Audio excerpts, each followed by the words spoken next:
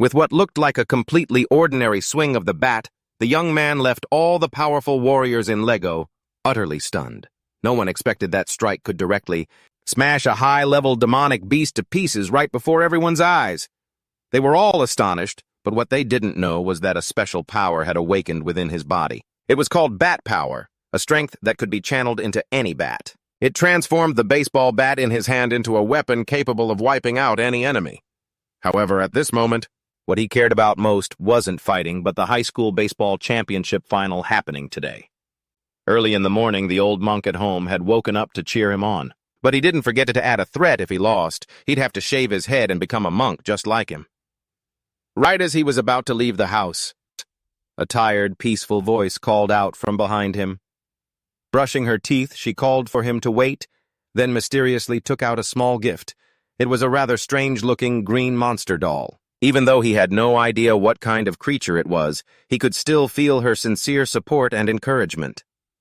Looking at the gift, he became even more determined to win the match no matter what. When the final match began, the atmosphere in the stadium immediately grew as tense as a drawn bowstring. Both sides fought fiercely until the decisive moment. Standing at the batter's box, he focused intently, his eyes locked on the approaching ball.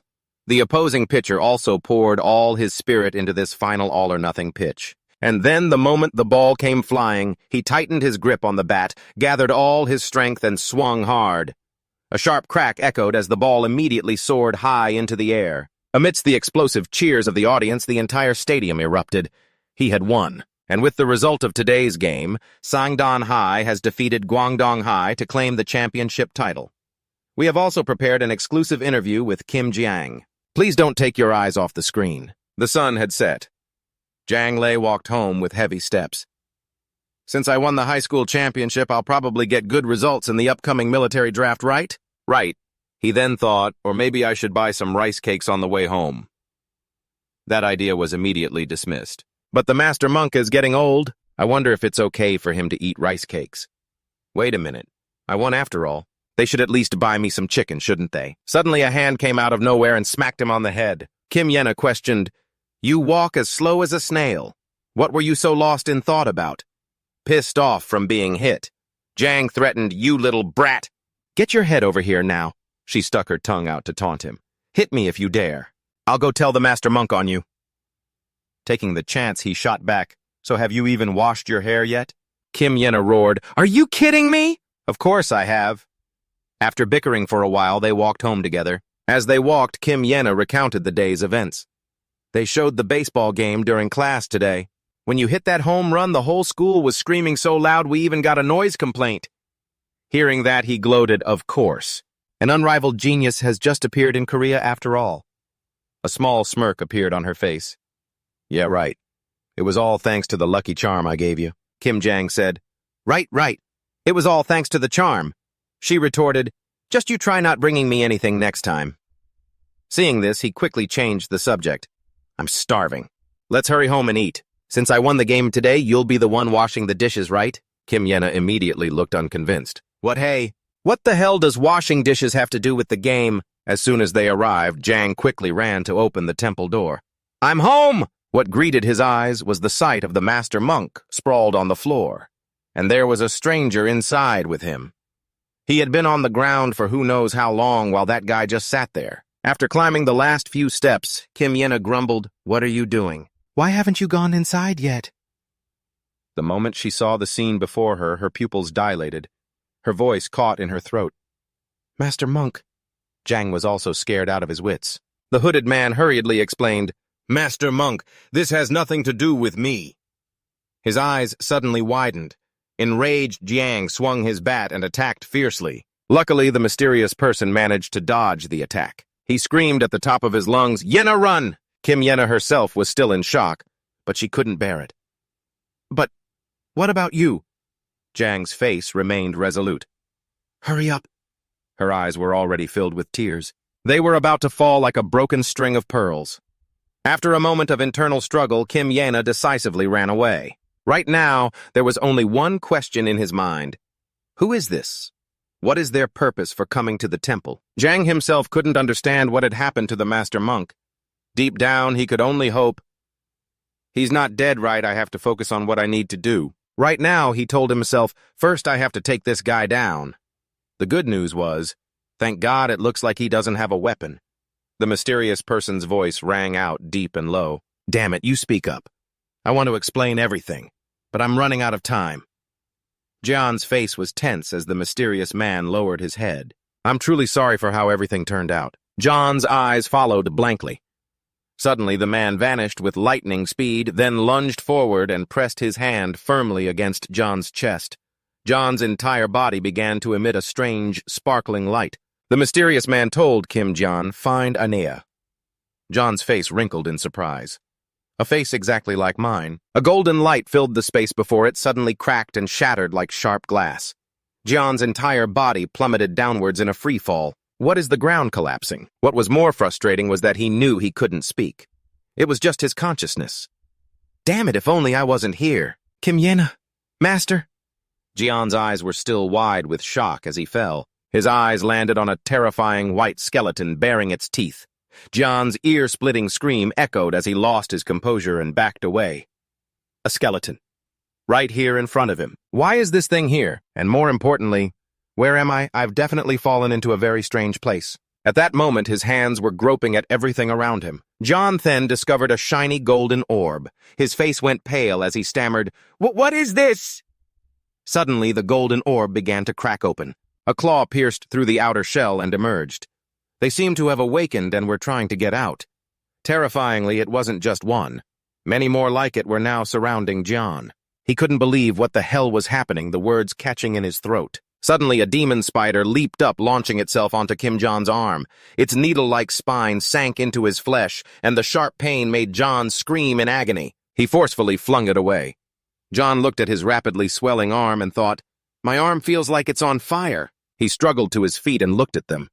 What the hell are these damn bugs? Suddenly, his gaze fell on a spot on the ground. My staff. Did it fall with me? Without hesitation, he lunged for the staff and gripped it tightly. John swung it hard at them. After the blow, he grew even more tense. Damn it!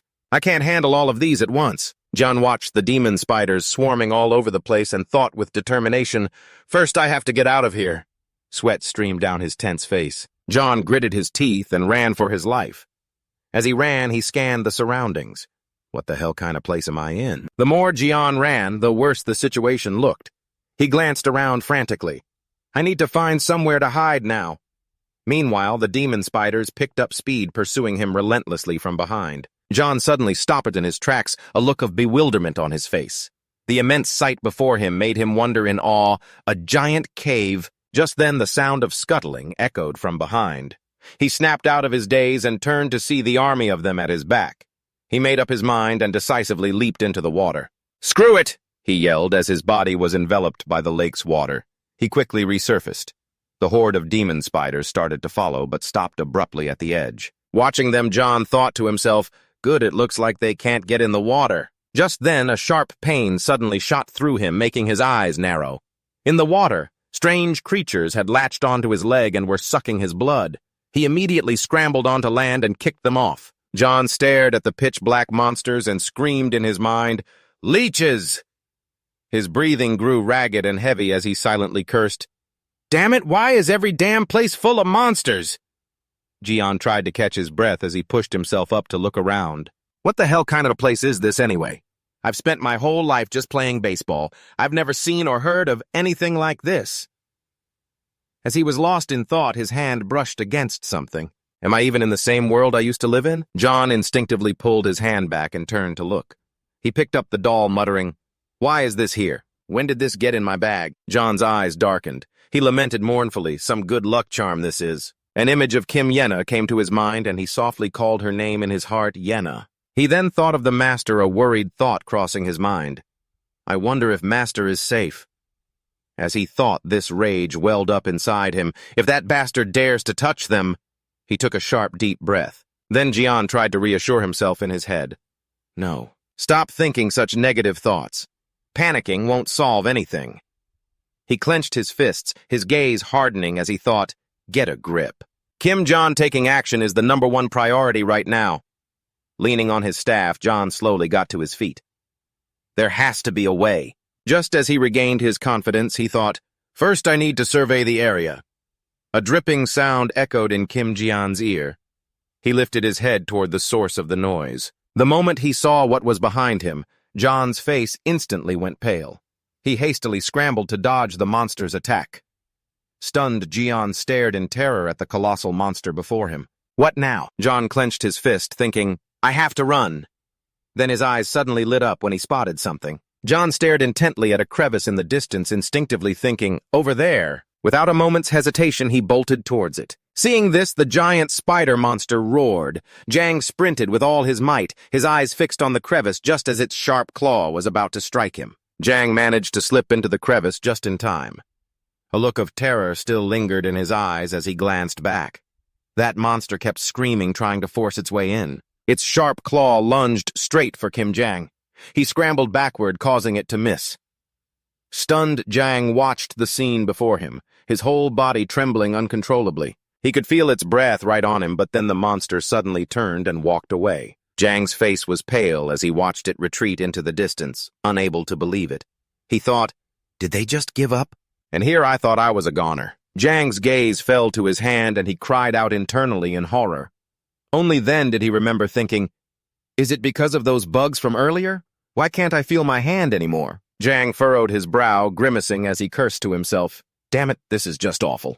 My life was already hanging by a thread, and now my arm is in this state." He got up and cautiously scanned his surroundings.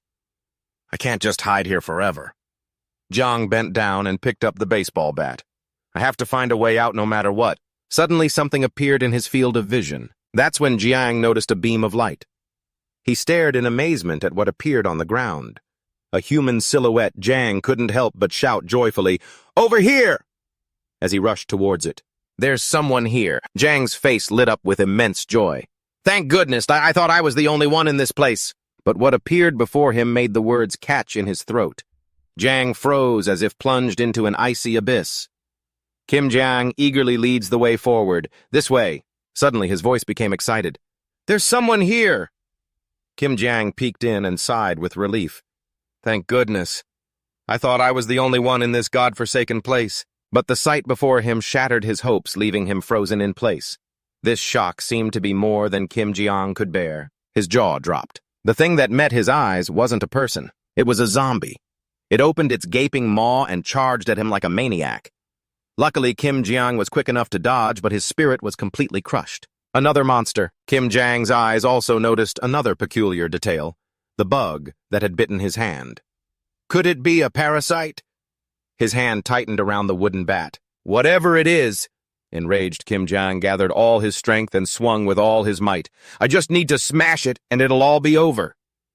But reality shattered his hopes. The wooden bat shattered in his hands, but the zombie was completely unfazed. Noticing the attack, it slowly turned its head, and suddenly sank its teeth hard into his shoulder. Kim Jiang gritted his teeth, enduring the searing pain shooting through his shoulder. Even though Kim Jiang tried with all his might, this zombie's grip was just too damn strong. After a long struggle, he finally managed to push it away. The zombie staggered and fell back, but it refused to give up, lunging forward again like a speeding bullet. Kim Jiang hastily used his arms to block the attack. It seized the opportunity to take another souvenir bite out of his arm. Its sharp teeth sank deep into his flesh.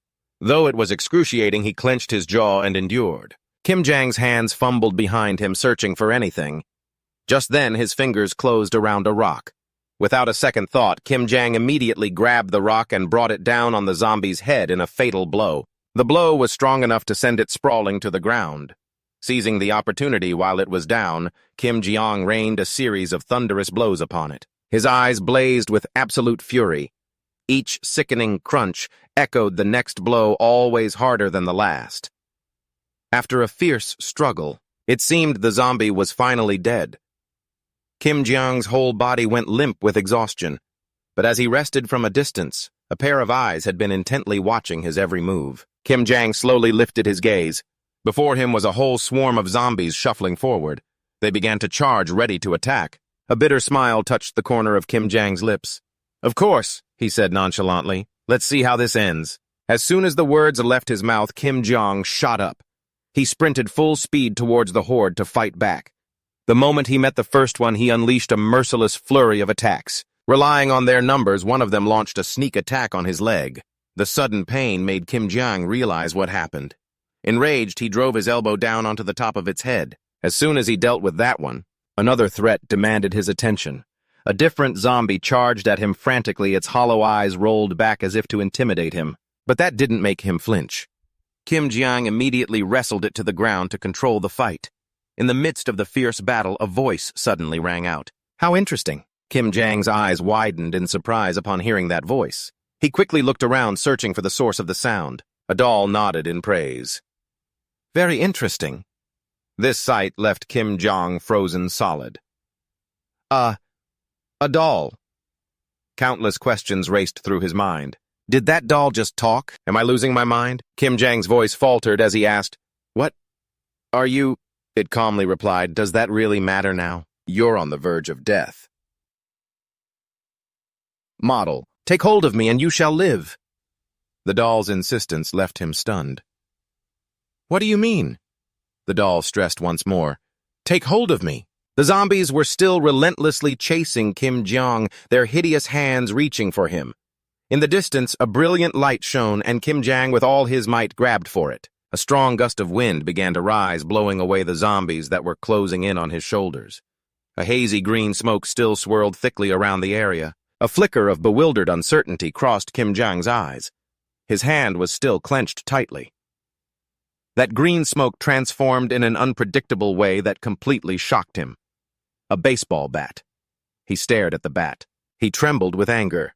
It's not even a real weapon, just an ordinary baseball bat. What the hell? After being pushed back, the zombies furiously charged forward again, ready to die. Kim Jiang's expression completely changed. He swung the baseball bat with all his strength. The next scene left Kim Jiang completely dumbfounded. With just one swing, it fell to the ground, knocked out cold. This immense power made Kim Jiang a bit suspicious. I can feel some kind of power welling up inside me. Is it because of this bat? But honestly, I have no idea what's going on anymore. But if I have this thing, I can do this. He said it to console himself. That's right. No matter where this was, he couldn't accept what he had been through in this short period of time. Whatever the origin of this bat is, why do I have to endure all of this? Because Kim Jiang knew that now none of it mattered anymore. His voice growled out each word. At this very moment, I just need... Kim Jiang's determination soared. I'll crush every last one of them and survive. Kim Jiang trembled, thinking to himself in astonishment. What is this bat? Kim Jiang wondered to himself, I can feel the power surging through my body. Is this some kind of magic? A long bat radiated a brilliant mystical green light. The green spiritual energy from the bat began to writhe and coil around Kim Jiang. He stared wide-eyed at the green light enveloping his hands. A giant spiritual entity with sharp teeth appeared. Kim Jiang's mouth fell open as he let out a huge scream. The giant spiritual entity lunged forward. With terrifying power, he broke out in a cold sweat, stunned by the sight before him. Kim Jiang asked himself doubtfully, is it devouring those monsters right now? The giant spirit began to dissipate into the air. The green light from the spirit swirled violently before retracting back towards Kim Jiang. His face was filled with shock. As the bat returned to its normal state, he thought in shock, it's back to being a normal bat again. Suddenly, Kim Jiang clutched his chest and gritted his teeth. Enduring the pain from his heart, he collapsed to the ground in agony.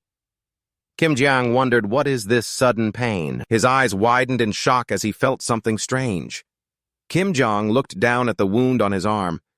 He was stunned to realize the change wasn't just on his arm. Kim Jiang gradually realized that even the smallest scratches. He knelt on the ground, observing. They had all healed in the blink of an eye. Kim Jiang exclaimed in alarm, What is this? I feel strangely stronger. Could this also be the power of the bat? He confirmed in shock, this bat is unbelievable. With this, maybe I can actually survive here. Kim Jiang's eyes widened with worry, but he knelt motionless, holding the bat with a confused expression. He grimaced and thought to himself, I'm so hungry. He saw a patch of mushrooms. They were glowing with a strange green light in the dark cave. Kim Jiang stared at the mushrooms thoughtfully. He stroked his chin, pondering for a moment. Kim Jiang contemplated the only way to solve his hunger. Looks like mushrooms. This is probably the best I can do. He considered it for a moment. But mushrooms are dangerous. They could be poisonous. They're glowing way too much. Kim Jang was still hesitant. Damn it! In this situation, he decided to take the risk. I'll just eat them. Kim Jang picked the mushrooms and stuffed them into his mouth. Better to die from poison than from starvation. He suddenly paused as he tasted them. Kim Jiang exclaimed with joy in his mind. It's delicious. This gamble was a huge success. He sat down to rest after he finished eating. After regaining my strength, the truth is, it wouldn't be surprising if I just dropped dead from sickness at any moment. But for now, eating is taken care of. Kim Jiang commented on the water source. Even though there are things that look like leeches in the water, at least it's drinkable, even though he knew it was utterly disgusting. He reflected on his condition. The truth is, if I were to drop dead from sickness at any moment, it wouldn't be surprising at all. But I can eat this too. Kim Jang slung the bat over his shoulder. Maybe thanks to the bat's influence, I'm still safe and sound. Even this harsh survival in the cave has become more bearable, somewhat thanks to this mysterious power. He frowned, beginning to get used to the new environment. Just as I started to adapt to life in this cave, Kim Jang realized with horror the monsters were constantly surrounding me, a reminder that this was no longer the world I once lived in. He described a creature with a strange exoskeleton. These insects seem to live as parasites on the corpses of other creatures. Kim Jiang noted their characteristics. Although they have hard shells, their weak points are very easy to attack. Taking them down isn't too difficult, although it's all thanks to this bat. He recounted the strange phenomenon. Every time I took down a monster, the club would devour its remains. I could feel a new change in my body, and when it returned to me, I would be healed, and I became stronger than ever. I slowly regained my faith. And just like that, I began to adapt to this hell on earth. I was finding hope and confidence again, the hope that I could survive. Until I ran into him. Hiding behind a rock, I saw the countless dangers lurking in this place. But the most dangerous one among them was definitely this guy. Luckily, he only wandered around the monster nest occasionally. It looked like he hadn't made any other moves yet. I'd been stuck in this cave for a long time trying to avoid him. I felt so overwhelmed, but I couldn't find any way out. Finally, I came to a single conclusion. The exit. It was on the opposite side of the nest where I'd started. I thought about the obstacle ahead. The problem is I have to cross that hell on Earth. Even if I can deal with those bugs and monsters, can I really get past him? He held a small doll in his hand. No. Even if I manage to escape, will I ever be able to return to my family? Kim Jang pondered his bleak future. Could it be that I'll be trapped in this hell forever? He started to wonder. How did I even end up in this place to begin with? I must have fallen from somewhere. Then Kim Jiang remembered a mysterious person from that time who had the same name as him. What the hell was he anyway? I remember. He told me to find something. He squeezed his eyes shut in frustration. Kim Jiang sat on the ground. No, now is not the time to be thinking about this. He pulled himself together. First, I have to get out of here. Kim Jiang took steady steps across the dark cave floor. He stood behind a rock observing the entrance. The cave was full of insect eggs and purple insects were crawling all around. Kim Jiang carefully looked around. He didn't see that giant thing anywhere. He breathed a sigh of relief. Looks like I still have some luck left. Kim Jiang looked towards the path. The bugs didn't seem to be agitated either. He smiled with determination. I can do this. Kim Jiang stepped on a piece of bone and it shattered with a crack. He jumped, startled by the noise he'd just made. He held his breath, breaking out in a cold sweat, terrified of being discovered. Kim Jiang wondered to himself, didn't he hear me? He trembled and crouched low. Damn it, I'm shaking like a leaf. Anyway, I made it safely to the other side. Annoyed, Kim Jiang ran toward the exit. Get out of my way, you disgusting bugs. He was filled with hope, because I'm about to escape this place. Kim Jiang stood stunned, looking at the cave entrance glowing with sunlight. He sighed listlessly. There are eggs plastered all over the walls here, too. Kim Jiang's heart sank. I can't see a way out. Is this a dead end? He stood alone in the middle of the cave, facing a beam of light from above. That light. It's definitely shining in from outside. Kim Jiang began to wish, if only I could climb up there, somehow. His legs trembled on the precarious ledge. Suddenly, Kim Jiang lost his balance. A moment later, his face filled with terror. His instincts told him something was approaching from behind. Right behind him, a giant insect with a pale white body and sharp teeth was growling menacingly. Suddenly, the monster's giant leg shot forward. Caught off guard, Kim Jiang took the full force of the blow. He gritted his teeth through the pain as his entire body was violently thrown backward. Pain. My breathing grew ragged. Damn it, where is this place? He carefully scanned his surroundings. So this is its nest. Right then, the spider monster charged straight at him, opening its mouth wide without hesitation. Kim Jiang watched in bewilderment as the spider monster slowly approached. Suddenly, his eyes began to glow with power. Kim Jiang coldly swung his baseball bat as the irritated spider monster raised its leg high. Step by step, he moved closer. How do you like this? Kim Jiang gripped the baseball bat tightly. A little different from the first time we met, huh? The enraged spider monster glared with dark eyes and immediately opened its mouth wide. Kim Jiang slid forward swiftly. I can see it. He nimbly dodged his body, flexibly avoiding the attack. I've always been confident in my ability to read movements. But at that moment, Kim Jiang's eyes became incredibly strange. Now it's on a whole other level. He landed a decisive blow right on it. The spider monster shrieked in pain, a sound full of fury. Its entire body staggered, unable to stand steady. The spider monster's leg began to crack more and more. Kim Jiang was secretly overjoyed. It's working, he silently told himself. I can win. The enraged spider demon opened its maw full of sharp teeth. Kim Jiang's face instantly went pale. What the hell? The entire cave began to shake violently. Swarms of smaller spider demons started crawling in from all around. They were everywhere. Then they swarmed together behind the giant spider demon. Kim Jiang stared blankly at the scene before him. This is just too much. He couldn't help but feel overwhelmed and anxious. Then Kim Jiang got into his stance, ready to strike. He decisively launched his attack on the swarm of small spider demons. Sweat started to bead on his forehead as he nimbly took them down one by one. A spider demon lay crushed on the ground in agony. Kim Jiang panted, his breathing growing heavy. He thought to himself, damn it, at this rate. Kim Jiang slowly looked toward the others. Unwilling to accept it, he gritted his teeth. This is never going to end. Then the figure suddenly vanished. Kim Jiang was stunned, not understanding what was happening. He took the full force of the spider demon's attack again. Kim Jiang grimaced in pain. The excited spider demon opened its sharp-toothed jaw wide. The pain inside him intensified dramatically. Kim Jiang tightened his grip on the sharp iron rod in his hand. Then, without hesitation, he stabbed straight at the spider demon, severing its leg with one slash. The spider demon shrieked as its leg immediately tumbled to the ground. Drops of red dripped silently onto the cold ground. Kim Jiang fell to his knees, struggling for each breath. His vision started to blur and swim. He looked at the spider demons before him. The wound was making him weaker and weaker. Kim Jiang slowly looked down at his own hand. My vision is fading. Have I lost too much blood? The image of the spider demon blurred in his eyes. Kim Jiang struggled to press his hand against the wound. He thought to himself, is this really my limit? His eyes slowly closed from exhaustion. I feel like I have absolutely no chance of winning. What more can I even do? What more do you people expect from me? A voice suddenly echoed in Kim Jiang's subconscious. Fight! Kim Yena was staring intently at him, never looking away. She tried to persuade him, don't you dare think about giving up here. Kim Jiang spoke in a daze, his voice full of confusion. Kim Yena, how? Just then Kim Yena's voice cut in, get up, now. An aura suddenly enveloped her. Me and the master are waiting for you. Kim Yena's words echoed one by one. Get up and fight back. Then Kim Jiang immediately turned his head. His hand instantly tightened its grip on the baseball bat.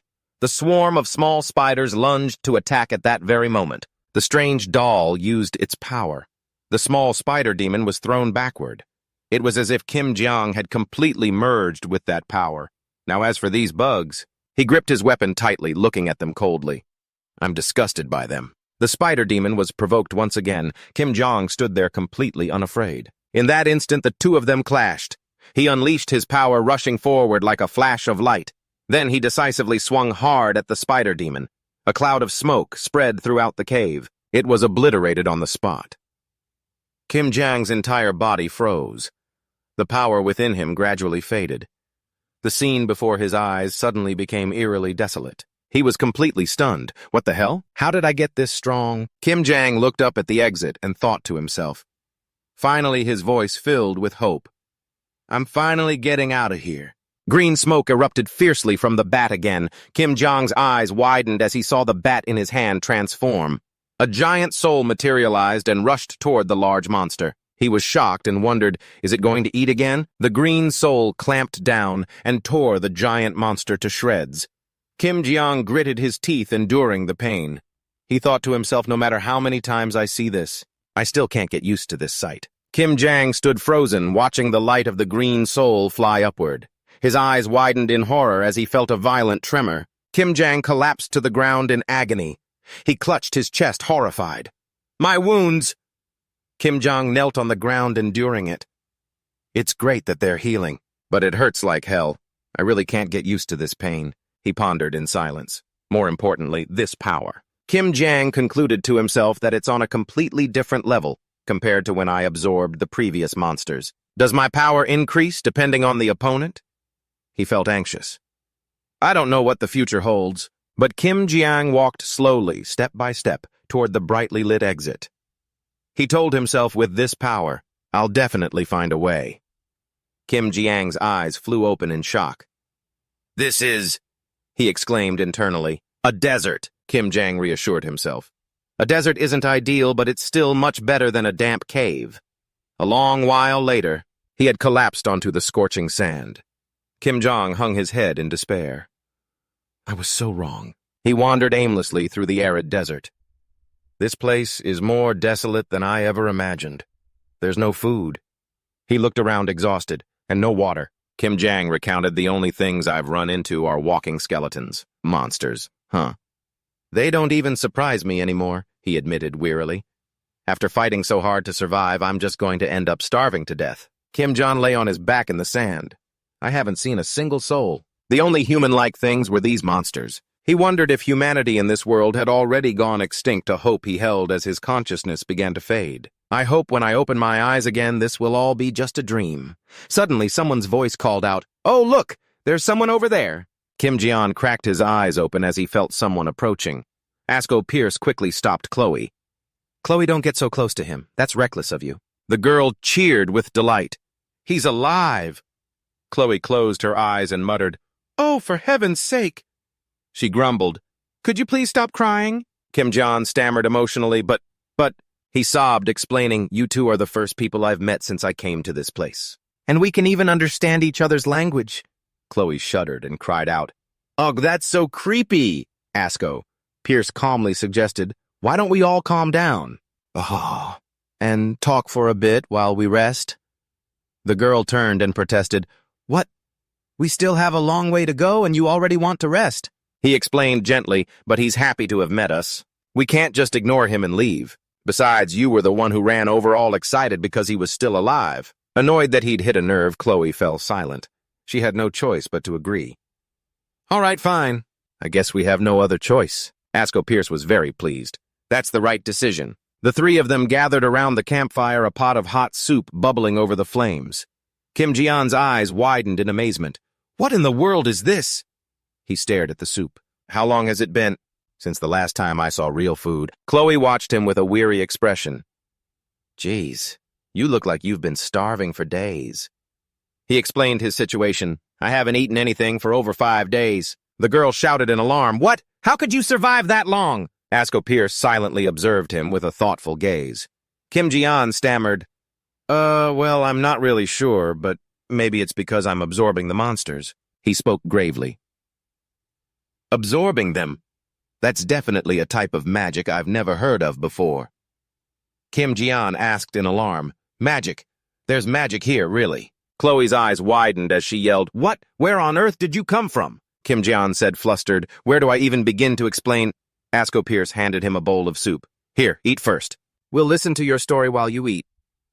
The soup bowl was empty after Kim ate every last drop. Asko Pierce summarized the story. So you're from another world, and when you woke up, you found yourself here. He theorized, and by defeating monsters with that blunt weapon, your body recovers and becomes stronger. He praised, That's truly a unique ability. Chloe wondered about the strange quiet. Now that you mention it, Night has already fallen. Why are the zombies so quiet? Kim Jian smiled and replied, that's because... He admitted confidently, I've already taken care of all of them with this. The girl was stunned. What? Inside Asko Pierce was also clearly surprised. The zombies in this place constantly revive at night no matter how many times you destroy them, he observed thoughtfully. And yet the zombies he claims to have absorbed aren't moving even though it's dark. Could there be something special about that strange weapon? Asko Pierce's eyes flashed with a mysterious golden light. He hypothesized, perhaps it's... Kim Jian said shyly, let me help clean up, okay? Chloe immediately refused, you don't have to. Asko Pierce expressed his gratitude. Thanks to you, we can get a good night's sleep as well. He made an offer if you have nowhere else to go. Hey, why not travel with us? We'll also try to find a way to get you back to your own world. Chloe looked completely astonished. What, Asko? Asko Pierce smiled kindly. He stood by the fire looking at Kim Jian. Kim Jian stammered, oh, well, then broke into a radiant smile. I'd be honored. The girl held her soup bowl and sighed wearily. The next morning, Chloe used a knife to cut a piece of cactus. She put the cut cactus pieces into a leather pouch. Kim Jian exclaimed from behind her, oh, so you can eat that. You really know your stuff, Chloe. Chloe closed her eyes, proud. Of course. This is just basic knowledge if you want to cross this barren desert, she said with an annoyed tone. What are you looking at? As they walked, Kim Jian teased, you just remind me of my little sister. Chloe retorted sulkily, I'm not a little kid. The group started to bond, and so I joined Chloe and Asko on their journey.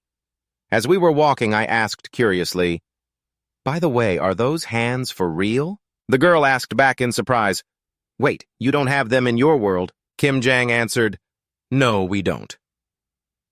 I also recognized my own progress throughout our journey together. I've learned so much about this world. I jotted down my journey's notes. From Chloe, who introduced herself as a bestian, I learned the essential knowledge and common sense needed for survival. The girl then asked a question. What kind of races live there then? The answer was simple, only humans. What? That's so boring, Chloe exclaimed, disappointed. She then cheerfully called out Ares' name. Kim Jian continued his training with the middle-aged man named Ares. I began learning about monster behavior and combat techniques. Asclepius smiled. Welcome back. I told him about my companion's goal. They said they came here to defeat the monster leader. I brought food, Chloe announced cheerfully. He patted her head and praised her. Good job. I smiled, completely content. I'm so lucky. I noted my feelings even though I don't know much about the people who live in this world. The ones I've met are definitely good people. The night sky glittered with stars and a crescent moon. In my hand, I held a small doll as I lay in my tent lost in thought. Can't sleep, Asclepius's voice called out. He approached with a lantern. I sat up and admitted, yeah, I've got a lot on my mind. Asclepius set the lantern down and asked, homesick. He expressed his own interest. I'm quite curious myself. Asclepius shared his experience. I've lived in this world for a long time, but you're the first person I've met from another world. That I've ever met, I smiled gently. Compared to this place, it's a pretty boring world, he said in a gentle voice. It must be a very peaceful world, then. I lowered my head, a relieved smile on my face. Looking up at the sky, I contemplated. I suddenly realized just how peaceful the place I used to live really was. I turned to him and asked, Sir, have you ever heard of baseball? Baseball? Asclepius asked, surprised. My resolve hardened. I'll do anything if it means I can go home. The sky was beginning to brighten, heralding a new day. A dinosaur roared, chasing after me and a terrified Chloe. I added a condition. Anything as long as it doesn't get me killed. At that moment, Chloe and I were trying to escape the monster's jaws. We ran for our lives, trying to keep our distance when I suddenly stopped and said, Go on, Chloe. Hearing my voice, she cried out in shock, Jiang! Because I had turned back to stand in her way. Hurry up! I gritted my teeth, gripping the club in my hand, and then I swung decisively, hitting it in the face. The monster was stunned for a moment, but I kept my eyes on it warily. Suddenly, the beast's foot stomped hard on the ground. Right after the ferocious beast sent me flying. The attack was agonizing. The next second, I was thrown into the distance.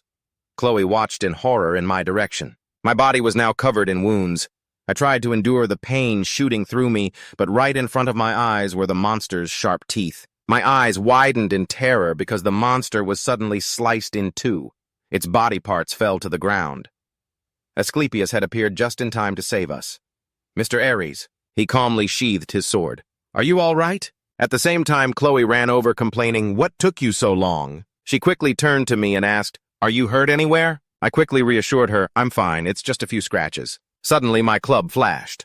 A cloud of smoke shot out and absorbed the monster, shocking both Asclepius and Chloe. Then the smoke returned to me. It gently brushed over the wounds on my body, and then the smoke vanished along with my injuries. Chloe, incredibly excited, started asking me questions nonstop. "What was that just now?" Was that the absorption ability you mentioned before?" As for me, I just gave a flustered reply, something like that. In contrast, Asclepius was carefully thinking it over. The corpse and its magic had vanished without a trace. He stared thoughtfully at the two of us.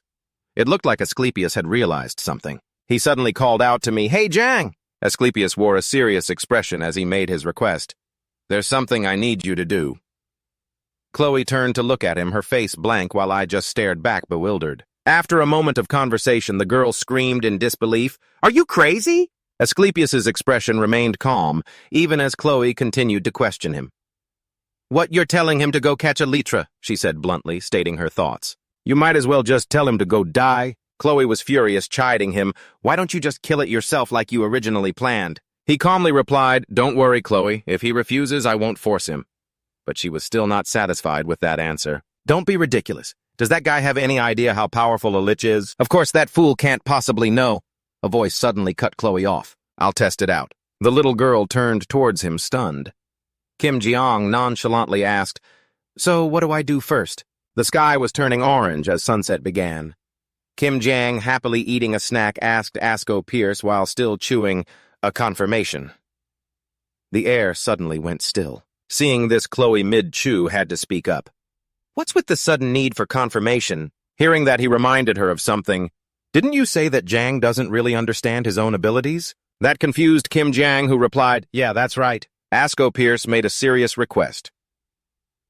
"Before we face the lich, I need to understand more about your abilities." He slowly explained the reason and the principles of how they operate. Furthermore, Asko Pierce got straight to the point. "Where do your limits lie?" Kim Jiang understood these requests. "Sure thing. I'm curious about that myself." He stared at his weapon, wondering, just what kind of strange power does this staff even have? Quickly filled with energy, Kim Jiang asked again, "All right, so what are we doing first?" But it seemed he was in for a disappointment. With a look of helpless resignation, Kim Jiang sat still and asked blankly, "What is this?" Sitting beside him, Chloe excitedly answered, "It's to check your mana." Kim Jiang was startled. "What, you mean I have mana?" Resting her cheek on her hand, the little girl replied helplessly, "Probably. Everyone has mana." Asko Pierce finally spoke up to clarify, "I'm just going to do a brief examination. We might discover the true nature of your strange weapon and your magic." But Kim Jiang misunderstood and shouted, "Right here, right now!" which made the man sigh in defeat. "It's not like that." A moment later, Asko Pierce gently placed a hand on his shoulder. "I'm just going to—" He slowly released a stream of mana. Asko Pierce closed his eyes, concentrating his mind, slowly entering Kim Jiang's body. Asko Pierce's eyes shot open in astonishment. "What in the world is this?" A colossal source of mana directly confronted him. Asko Pierce couldn't resist its power at all. His hand was quickly pushed away. Asko Pierce stared at him, stunned. Not understanding what happened, Kim Jiang innocently asked, "Are we done?" Then followed up excitedly, "So how was it? Did you find anything out?" Asko Pierce looked at his troubled hand, hiding his concern. "Unfortunately, I couldn't see a thing." Hearing this, Kim Jiang was a little disappointed. "Oh, really? I don't know," he said, looking at him pensively. "This can hardly be considered simple mana. It feels like another living creature is residing inside his body." It seemed Asko Pierce had discovered a difficult problem. Just trying to sense his mana caused such a strong rejection. He silently recalled the scene from moments ago. This power is... Meanwhile, Kim Jiang was happily chatting with Chloe. "Can you use magic too, Chloe?" The little girl replied coldly, "No." Asko Pierce watched him, a sudden thought crossing his mind. He's too dangerous. A zombie slowly approached, an axe in its hand, and grinned sinisterly with its bony mouth. Suddenly it was hit square in the face. The zombie didn't have time to react before it was knocked flat. Kim Jiang tossed a stone in his hand, thinking to himself, "It's been quite a while since I ended up in this world." He estimated in his head. He hadn't kept close track, but it had to have been over 3 months. Kim Jiang looked at the zombie and wondered, how many monsters have I absorbed during that time? He glanced down at his hand, lost in thought. My body has now far surpassed the limits of a normal human. Suddenly a voice called, "Jiang!" Kim Jiang turned his head slightly, but he was still lost in his thoughts. Just a moment ago, this place was filled with strange monsters. But now the adorable Chloe stood before him, holding a basket of potatoes. "Come on, let's eat," Kim Jiang told himself. "I've been able to endure it. All thanks to having companions by my side." He put his empty bowl down, laughing heartily. Rubbing his stomach, he said loudly, "Ah, that really hit the spot." Kim Jiang praised her. "Your cooking is amazing as always." The little girl crossed her arms confidently. "This is just the basics." He seized the opportunity to ask, "So are we having something good for dinner tonight, too?" Chloe kept it a secret. "Just get ready to be amazed." Asko Pierce, who was nearby, listened to their playful banter. He thought to himself, he's really good with kids. And yet he skillfully passed all the cooking duties to her. As he was relaxing, Kim Jiang heard Asko Pierce ask, "Jiang, how is your progress with what I taught you?" He thought about what he'd learned and confirmed, "Oh, you mean the mana control thing?" Kim Jiang's expression immediately turned gloomy as he answered honestly, It's not going as well as I thought. I can't feel anything at all." He added dejectedly, "I guess I just don't have a talent for it." Asko Pierce had already come to a conclusion in his mind. I suspected I was asking too much, he thought to himself, but Jiang didn't seem like the type with a talent for magic. As for Kim Jiang, he was so bummed. I really thought I could be like Harry Potter. Asko Pierce looked at him, recognizing, "You're just like me." He encouraged him, "Don't be too discouraged. It seems you're gradually being influenced by mana." Kim Jiang's spirits immediately lifted. "Really?" Asko Pierce added, "If you keep trying, you'll be able to control mana sooner or later." He eagerly pumped his fist, saying, "Anyway, even if I can't control mana, I've gotten a lot stronger, right? I'll be useful when we fight the lich or something." "Right." The girl's eyes immediately turned serious. He also fell silent for a moment. Kim Jiang just sat there listening, completely clueless. "You will not be fighting the lich directly." He listened intently. "By normal standards, you could be considered quite strong, but..." Asko Pierce pointed directly to Kim Jiang's current power level. "You still haven't reached the level to confront the lich."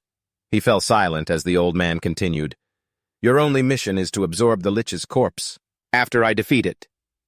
Kim Jiang then rubbed the back of his neck and replied, "Yes, I understand." Asko Pierce explained to him, "It's for your own safety, so don't worry about it too much." Then he stood up and said, "We'll be there in a few days, so get some proper rest." Kim Jiang replied obediently, "I understand." Under the deep blue sky, the three of them continued on their journey. They fought together until nightfall, after which they took shelter in a small cave. During their break, Chloe watched Asko Pierce teach him. Then they would fight together until dark again, repeating the cycle day in and day out. The girl flopped onto the ground. Chloe whined tiredly, "I'm so exhausted." The old man walking ahead turned back to encourage her. "Just a little more effort," Asko Pierce said. "The entrance to the tomb is at the end of that canyon." Meanwhile, Kim Jiang walked over gently, saying, "Here, give me your backpack, I'll carry it." Then he shouldered the bag for her. Full of energy, Kim Jiang urged, "Let's go, Chloe." The girl's eyes widened as she looked at him and replied, "Okay." They came to a treacherous mountain path. Chloe looked up and asked, "Is this?" The old man spoke up. "Yes, it is." Kim Jiang stared straight ahead. The three of them stood before a large stone gate. He realized it was the lich's tomb. Together they went inside. The inside was incredibly spacious. As Kim Jiang walked, he remarked, "It's a lot cleaner in here than I expected." The girl beside him was on alert. "Why do I suddenly feel so anxious?" Asko Pierce, holding a lamp, warned them, "Stay on your guard. It wouldn't be surprising if something jumped out at us in a place like this." He said cheekily, "Do you really think a ghost is going to pop out?" Suddenly, Kim Jiang realized something. He spun around to look behind them. "That's the classic line right before something appears right behind my back." Sure enough, there was an undead right behind him. It grinned, "Gotcha." He went pale and jumped, letting out a scream. In his panic, Kim Jiang slapped the undead. It only had time to gurgle, "That slap!" Seeing the undead fall to the ground, he grumbled, "Geez, you scared the life out of me." They turned to leave. Chloe asked, "Wait a minute, can you really hit a ghost like that?" Kim Jiang explained optimistically, "The important thing is the determination to smash them." But they didn't notice a nearby rat eavesdropping. As he walked, he asked, "By the way, Ares, this lich. What kind of being is it?" The old man thought for a moment, then Asko Pierce began to answer, "The lich is the ruler of this land of death." In front of them was an undead creature radiating a foul aura. His voice echoed, "He resurrects and controls the countless undead in this place." It suddenly woke up while Asko Pierce was still explaining about the undead. If the lich resurrects and regains its full power, it will lead its army of the undead and destroy the world. It woke up. But before it could do anything, it was destroyed. He continued without stopping. "That's why we have to destroy him before he can recover his strength," Asko Pierce said with suppressed anger. "However, even if we defeat him, his magic will allow him to revive in another 100 years. Kim Jiang, who was busy absorbing them, was suddenly mentioned. "It was then that I saw your ability," he added. "If you can absorb and erase the undead."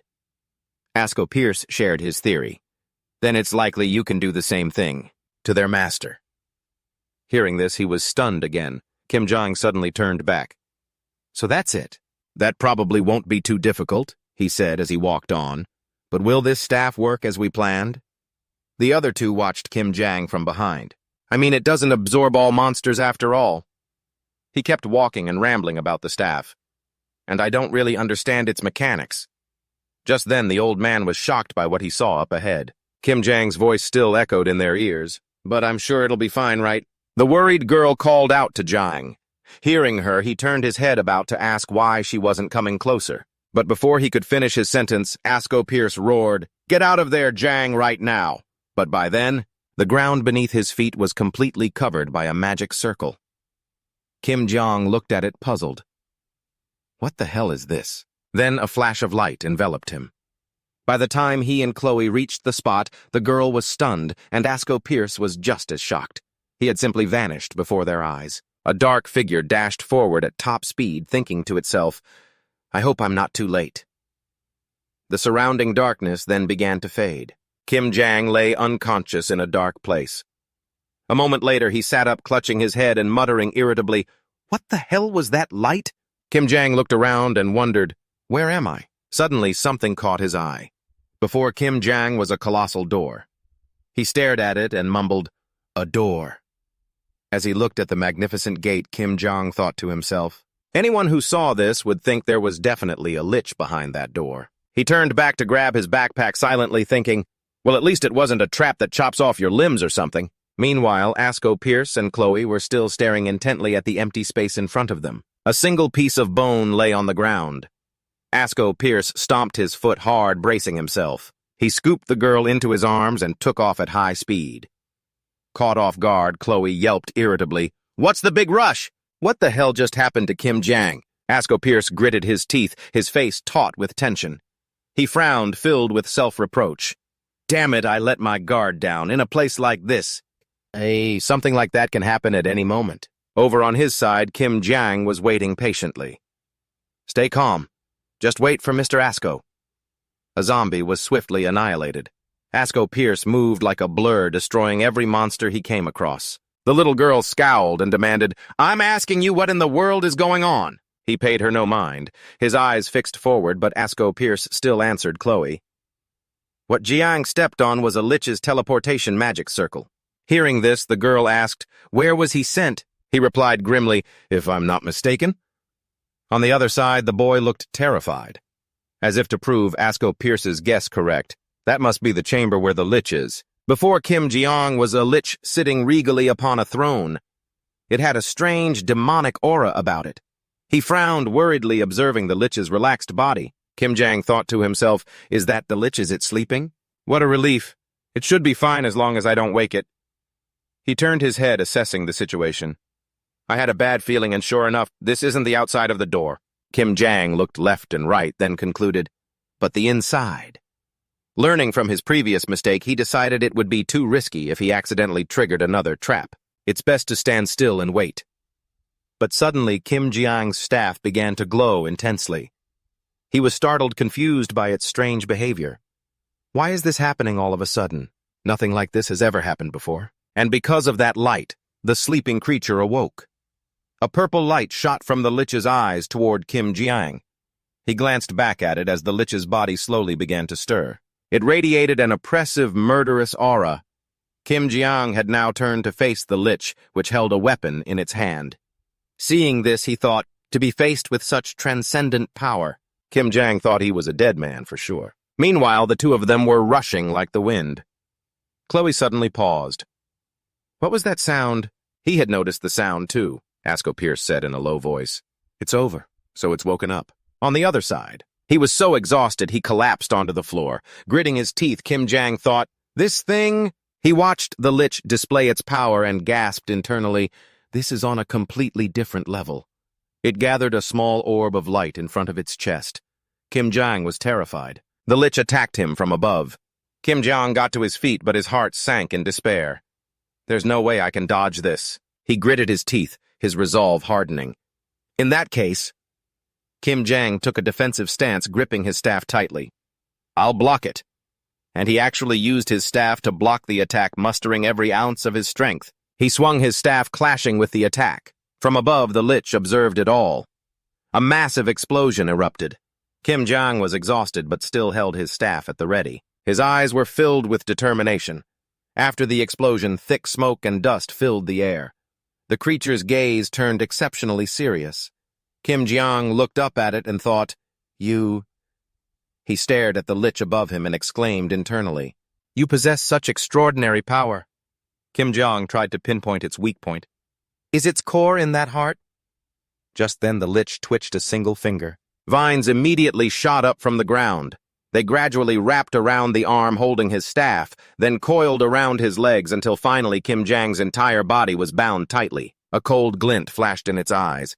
He trembled in fear as the lich's voice echoed in his ear. Got you, it announced triumphantly. Now then. The lich slowly advanced on Kim Jiang. It reached out a hand towards him. I think I'll carve you up myself and see what's inside. Let's take our time and play. Kim Jiang didn't dare to blink when he heard the words, let's start carving. But just then, a sword pierced straight through his hand. He looked toward the sword's owner. Lich, also surprised, turned to look, and there he was, Asko Pierce appearing in all his glory with his sword in hand. His eyes were fixed on the scene before him. A sharp purple stream of magic suddenly tore through the air. The powerful impact of the attack sent Kim Jiang flying. He sat down on the stone floor, a look of shock on his face. Asko Pierce worriedly asked if he was hurt anywhere. He spoke up, suggesting, get back. Lich stood opposite him, his purple eyes glowing brightly under the sharp helmet. Asko Pierce said firmly, let me handle this. Lich raised his scepter and unleashed a torrent of magic. It enveloped the entire surrounding area. He stood facing the downpour of purple magic arrows. They created a series of violent explosions on the ground. With great concern, Mr. Ares. Lich in his black armor stared menacingly, his purple eyes glowing brightly from within the dense smoke as Asko Pierce launched his attack. Lich was suddenly hit, causing his helmet to shake violently. Startled, he turned to look behind him. He glared at Asko Pierce with fury. Asko stood firm amidst the hazy dust and smoke. Lich unleashed his threatening magical power which surrounded his body. He said with a hidden meaning, the two of us. Lich continued his challenge. Are both cruel villains, aren't we? He placed his palms facing each other. Lich began to gather an immense source of magical energy between them. He then unleashed a colossal wave of purple magic. It engulfed the entire battlefield. Kim Jiang screamed in horror. What the hell is this? Lich announced, the end of the stars. A massive pillar of purple and white magic erupted violently, tearing space apart. His jaw dropped in terror as he witnessed that incredible power. Asko Pierce was thrown back by the tremendous energy. The magic exploded violently, creating a world-shaking cataclysm. Hazy dust and smoke spread everywhere. He knelt, planting his sword firmly to keep his balance. Asko Pierce panted, exhausted, his face drenched in sweat. Lich floated in midair, radiating a murderous aura. He looked down at the two of them in silence. Lich commented on his presence. Normally you face me alone, But this time you've brought along a strange one. He looked disdainful. Did you prepare a trump card to destroy me? He brought his hands together. But you're not the only one who came prepared. At his command, Lich created a beam of dark energy. Whisper of the void. Asko Pierce looked at his enemy with a tense expression. He stood alone in the mystical space and looked up. He stared in utter shock. Lich coldly declared, "This space is for you." Astro Pierce asked grimly, "Are you planning to duel me in here?" Lich nodded and said, "That's fine. But first," he revealed his intention, "I plan to open the little gift you brought me and see what's inside." Kim Jang shouted in confusion, "Where is this place?" Lich made a cryptic comment.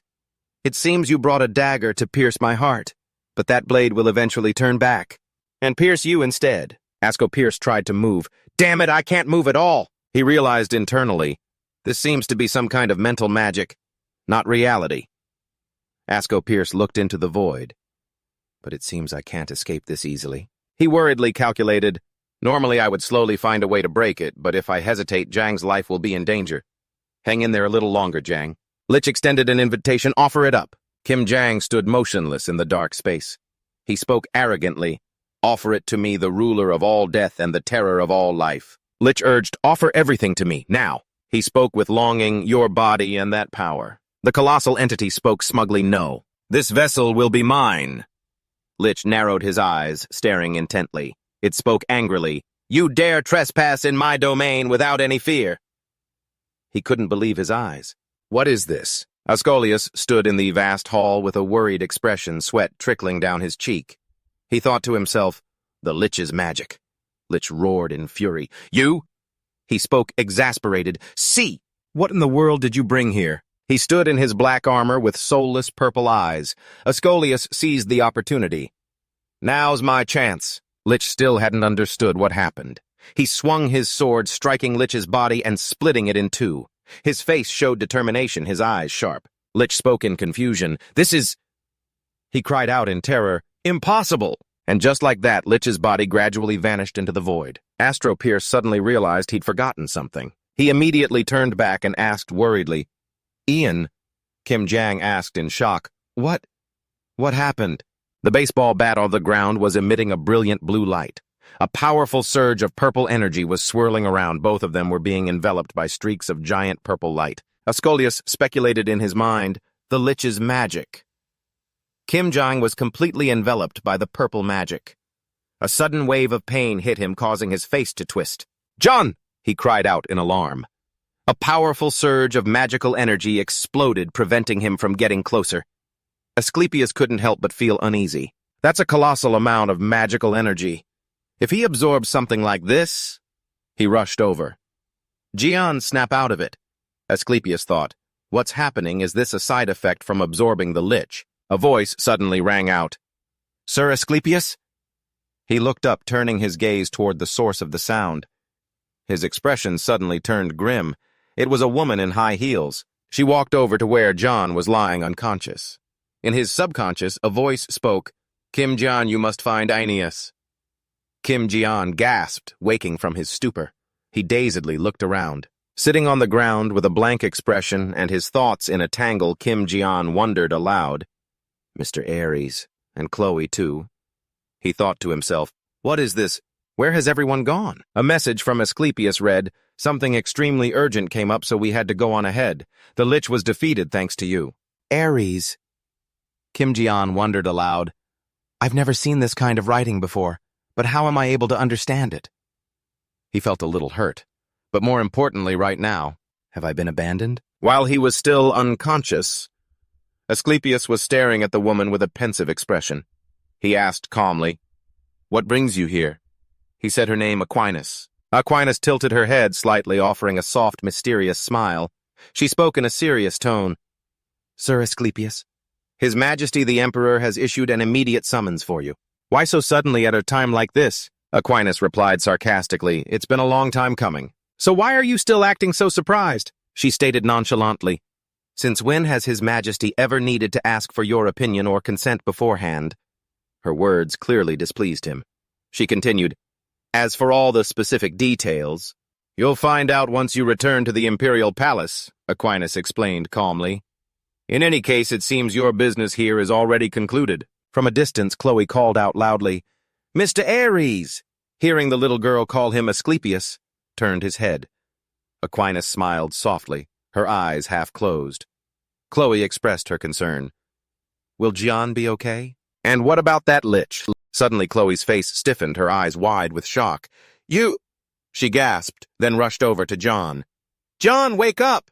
She cried out in alarm. Asco Pierce immediately calmed her down. Stay calm, Chloe, he explained gently.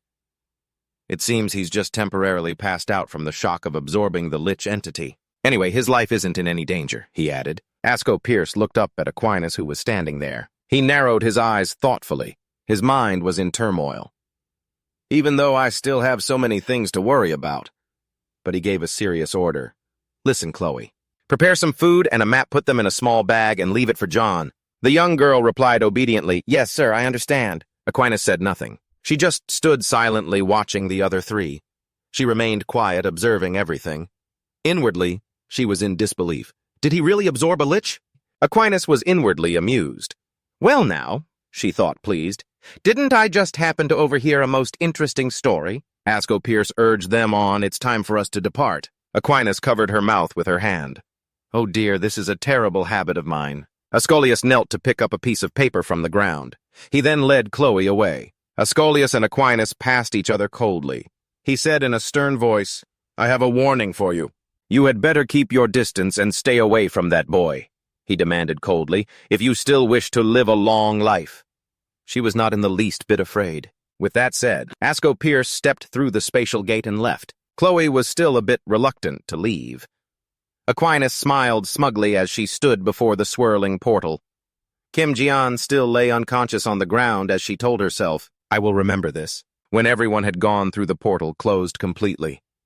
Kim Jiang's sad voice spoke up, How heartless. He deeply cherished them even though they hadn't been together for long. I really thought we had become as close as family, Kim Jiang shouted accusingly, and yet you just abandoned me here. Was I the only one who was being sincere this whole time? He stared blankly upwards. Then he spoke with renewed optimism. Well, I'm sure they must have had an unavoidable reason for doing this. Kim Jiang wondered to himself, Mr. Ares wrote that the lich was defeated thanks to me. But what did I actually do? He was filled with doubt. I don't feel any stronger at all, so I don't think I actually absorbed it. Kim Jiang stood alone in the vast space, looking up with a dazed expression as a thought flashed through his mind. If that's the case, maybe I should just pick up something else to replace it. He boasted excitedly, I just defeated a giant worm, it's gotta drop some awesome gear, right? First item, hero grade cursed elven skull orb. Next, legend grade scepter of agony and despair. A whole series of items dropped. Unique grade demon sword of the vicious scream. Legend grade ceremonial bloody dagger. Hero grade war hammer of the horrifying phantom. Kim Jiang said hesitantly, Nah, forget it. It feels like if I touch any of them, I'll get cursed instantly. A map and a compass lay on the ground in the middle of the arid desert. Kim Jiang felt skeptical. Just a map and a compass? He scratched his head in confusion. For a guy like me who's only ever used map apps on his phone, this is way too hard. He squinted, focusing on the symbols on the map. If I cross the western forest, I'll find a village. He then complained out loud, Man, that's so far. In the end, I was all alone again. A skeleton appeared out of nowhere, blocking Kim Jiang's path. He swung his baseball bat, smashing it hard against the dry skull. He recounted the process. And so a full 3 months have passed since I left Mr. Ares' group. I've been traveling alone through this wilderness. Kim Jiang felt grateful inside. Thanks to the valuable knowledge I learned from Mr. Ares and Chloe, I've been able to make it this far, without too much trouble, although the journey has been really lonely. Kim Jiang was filled with hope, and at last he felt a sense of relief. I've finally escaped this desolate place. A lush green forest with dense canopies under the gentle sunlight appeared before Kim Jiang. He was deeply moved. Fresh grass and green trees, this is the first time. I've seen them in almost a year. Kim Jiang slowly savored the scent. It smells so pleasant. Finally, a peaceful and beautiful scene. No more monsters or sandstorms. A large explosion erupted up ahead, causing Kim Jiang to freeze in his tracks. He looked down, dejected, is what I was about to say. A small puddle had formed on the ground. A moment later, someone came running hurriedly, splashing through it. and panted with his mouth open as he ran his mindset on one thing. Damn it. Damn it all. And his mind kept screaming. Why? He hadn't run far when an explosion sent him flying. He hit the ground hard, gritting his teeth in frustration, still wondering, how could something so horrible appear here of all places? Seeing the furious wyvern appear before him, Anne was utterly terrified. Why is there a wyvern here? His face was pale with fear. It's really over. Anne glanced fearfully toward Robert. Even Robert, the strongest martial artist in our group, was killed before he could even touch it. A lowly bronze-rank hunter like me. What could I possibly do? He saw the wyvern's terrifying eyes and ferocious attitude, and couldn't help but feel scared. We were only supposed to be here to clean up some weakling goblins. Just then, the wyvern opened its mouth and let out a terrifying roar. Seeing this, Anne squeezed his eyes shut as fear washed over him. Is this really the end? Just in the nick of time, an Iosa appeared, striking the wyvern with a powerful blow. Hearing the sound, An opened his eyes in astonishment, and the first thing he saw was an Iosa's sharp features, reacting instinctively, and collapsed to the ground and shouted Aniosa's name. Hearing his panicked shout, the girl glared and turned back, yelling, "Why are you still standing there like an idiot? Get up now!" And tried to crawl forward, his mind still reeling in fear. Why did you come back? I told you I'd be the bait so you could get away. Hearing that, an Iosa laughed. You think I'd let you play the hero all by yourself? Anne's face paled slightly after hearing that. And Iosa's lips were pressed tightly together, as if she were trying to hold something back. Then Anne resolutely walked over. All right. Standing next to an Iosa, Anne turned and pressed. You must have some kind of plan, right? The girl just grinned and stressed, if I had some brilliant plan, Robert wouldn't have died such a pointless death. And Iosa looked at the wyvern before them and came up with an idea. After I count to 3, everyone just run for it as fast as you can. Don't look back. Anne frowned and nodded. I understand. And Iosa took a breath and began 1. Before she could even get to 3, the girl was sent flying away like the wind, and just stood there stunned, not even comprehending what had just happened. He turned and saw the girl lying on the ground, and he screamed her name, an Iosa. Before he could even shake off his shock, an arrow suddenly shot past him from behind. The arrow grazed past Anne and flew straight toward the wyvern. A thought rose in Anne's mind.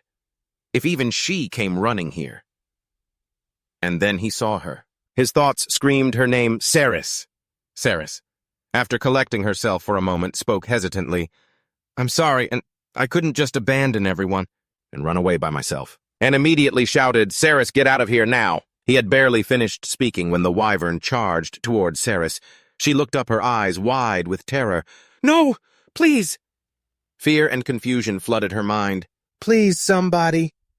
Seeing the wyvern's massive mouth open wide, Ceres stood frozen in place, her eyes welling with tears. Just as she was about to die, a sudden attack saved her life. Ceres and Anne both let out terrified screams. The attack had come from Kim Ji-an. He had appeared just in time to save the day. Once the danger had passed, Anne and Ceres bowed their heads in unison. Thank you so much.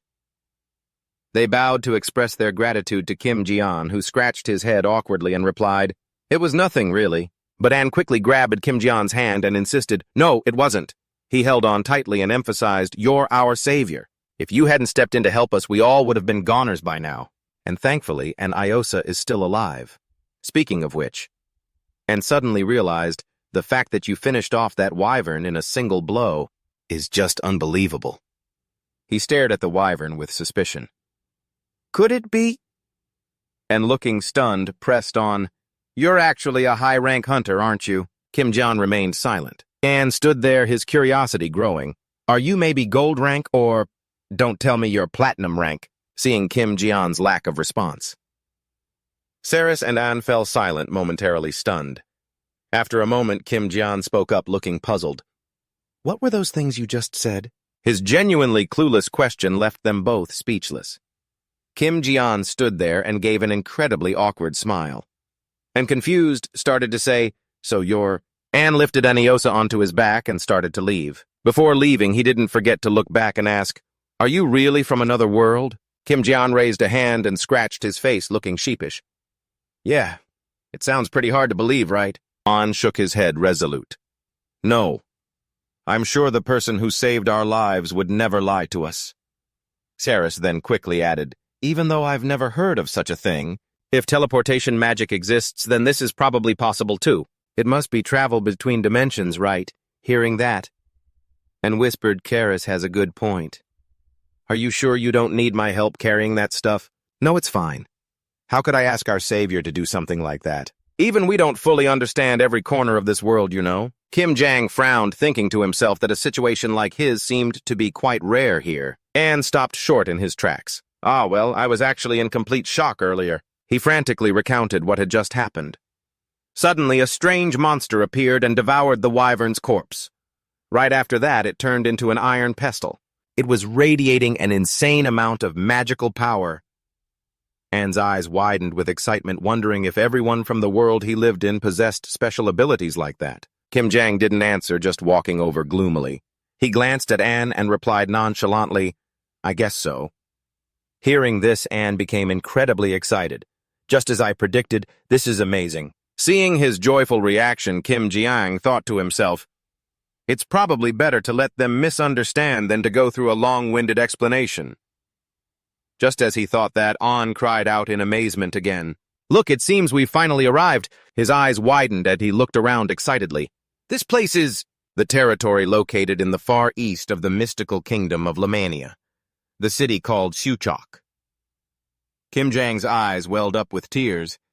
Anne turned back worried and asked, is something wrong? Or is it that this place isn't what you imagined? Kim Jang quickly wiped his tears and denied it. No, that's not it, of course not. Then he explained, it's just that it's been so long. It's been so long since I've seen a bustling, lively crowd like this again. Not long after the two entered a tavern, Kim Jiang greedily devoured a delicious piece of lamb, then chugged a large mug of beer in one go. He slammed the mug down with a look of pure bliss. Kim Jong looked at the food before him and thought, to think that the first drink I'd have as an adult, I would be in a completely different world. Well, it's not like I've never had a sip before, but the alcohol in this world tastes somehow different. He rested his chin on his hand and looked away. Their names are An and Cerise, right? They said they were going to check on their other comrades and would be right back. Kim Jang recalled what An had told him. We'll take care of treating Anyosa and bring Robert's body to its final resting place. He asked again, did you just say your party lost a comrade? Yes. An sighed. Then he gave Kim Jong some money and said, it's not much, but please rest at a nearby inn. We'll come find you soon. He immediately took it and said, thank you. Thank you so much. Kim Jong looked at the pouch of money on the table, reassuring himself, they'll probably come back after I get a little rest. Right, but more importantly, he looked around the inn and concluded, I've really ended up in another world. All around him were tall men with long beards and many waitresses wearing bunny ears. Kim Jiang was dejected. So, what should I even do first? Well, I guess I'll just get some sleep and figure it out later. A night passed quickly. He shot up in bed, dazed. It took him a moment to clear his head. Kim Jiang wiped drool from the corner of his mouth and thought, how long has it been since I've slept in a real bed? I totally overslept. Suddenly there was a knock at the door. He dragged his tired body over to open it. Who is it? He asked as he opened the door. Saris and Anyosa suddenly appeared in front of him. Saris quickly asked, did you sleep well, Jiang? Anyosa stood with her arms crossed, staring at him without a word, while Saris looked at him with an excited expression. Kim Jiang stared blankly at the two girls. Then he went downstairs with them. Before he could even look down at the main hall, Anne was already waving enthusiastically and shouting, over here, Jiang! He was as lively and cheerful as ever, and so the group gathered around a hot breakfast, and told Kim Jiang that Anyosa had insisted on meeting him in person to properly thank him. The little girl scowled and denied it. That's not how I said it, Anne continued. Things were too chaotic yesterday, so I didn't get to greet you properly. Kim Jiang replied magnanimously, don't worry about it. Thanks to you, I got a great night's sleep. Anne suddenly stood up formally. Allow me to introduce myself properly. I am a bronze badge hunter of the party known as the Wanderers. He turned to Anyosa and continued. And this is Anyosa, a member of our party. The girl shyly bowed her head. Thank you for yesterday. And then glanced over to the next person. and the only one holding the rear position in our party, Carice. After listening for a moment, Kim Jiang asked quietly, looking confused, "By the way, what exactly are hunters and badges?" At this almost prehistoric question, even Anyosa had to frown. What? Her reaction made him feel a bit embarrassed. Their reaction was as if I'd just asked what 1 + 1 is. I remember Mr. Aries mentioning something about silver and gold, and stepped in to smooth things over. My apologies, it seems you still don't know much about this place. Then he reluctantly began to explain bit by bit. First off, hunters are people who specialize in hunting monsters, goblins, or carrying out various other requests. And all of these jobs can only be done if you're a member of the Hunters Association. Hunters usually work in groups of at least 2, but a party of 4 is the most common. Badges indicate the rank given by the association to hunters. They start from steel, then go to bronze, silver, gold, platinum, and finally mithril. Parties are often formed by members of various ranks. The ranks vary, but since quests are assigned based on the lowest ranked member in a party, most people tend to form parties with people of their own rank. Hunters with steel and bronze badges mainly hunt wild beasts and small monsters. They also take on odd jobs everywhere. Silver rank hunters are seasoned experts who specialize in slaying monsters. Most people retire before they can even reach this rank. Gold rank are the elites. Even at a major branch of the association, finding 3 or 4 such parties would already be extremely lucky. From gold rank and above, they often act as leaders for silver rank parties, instead of forming all gold parties.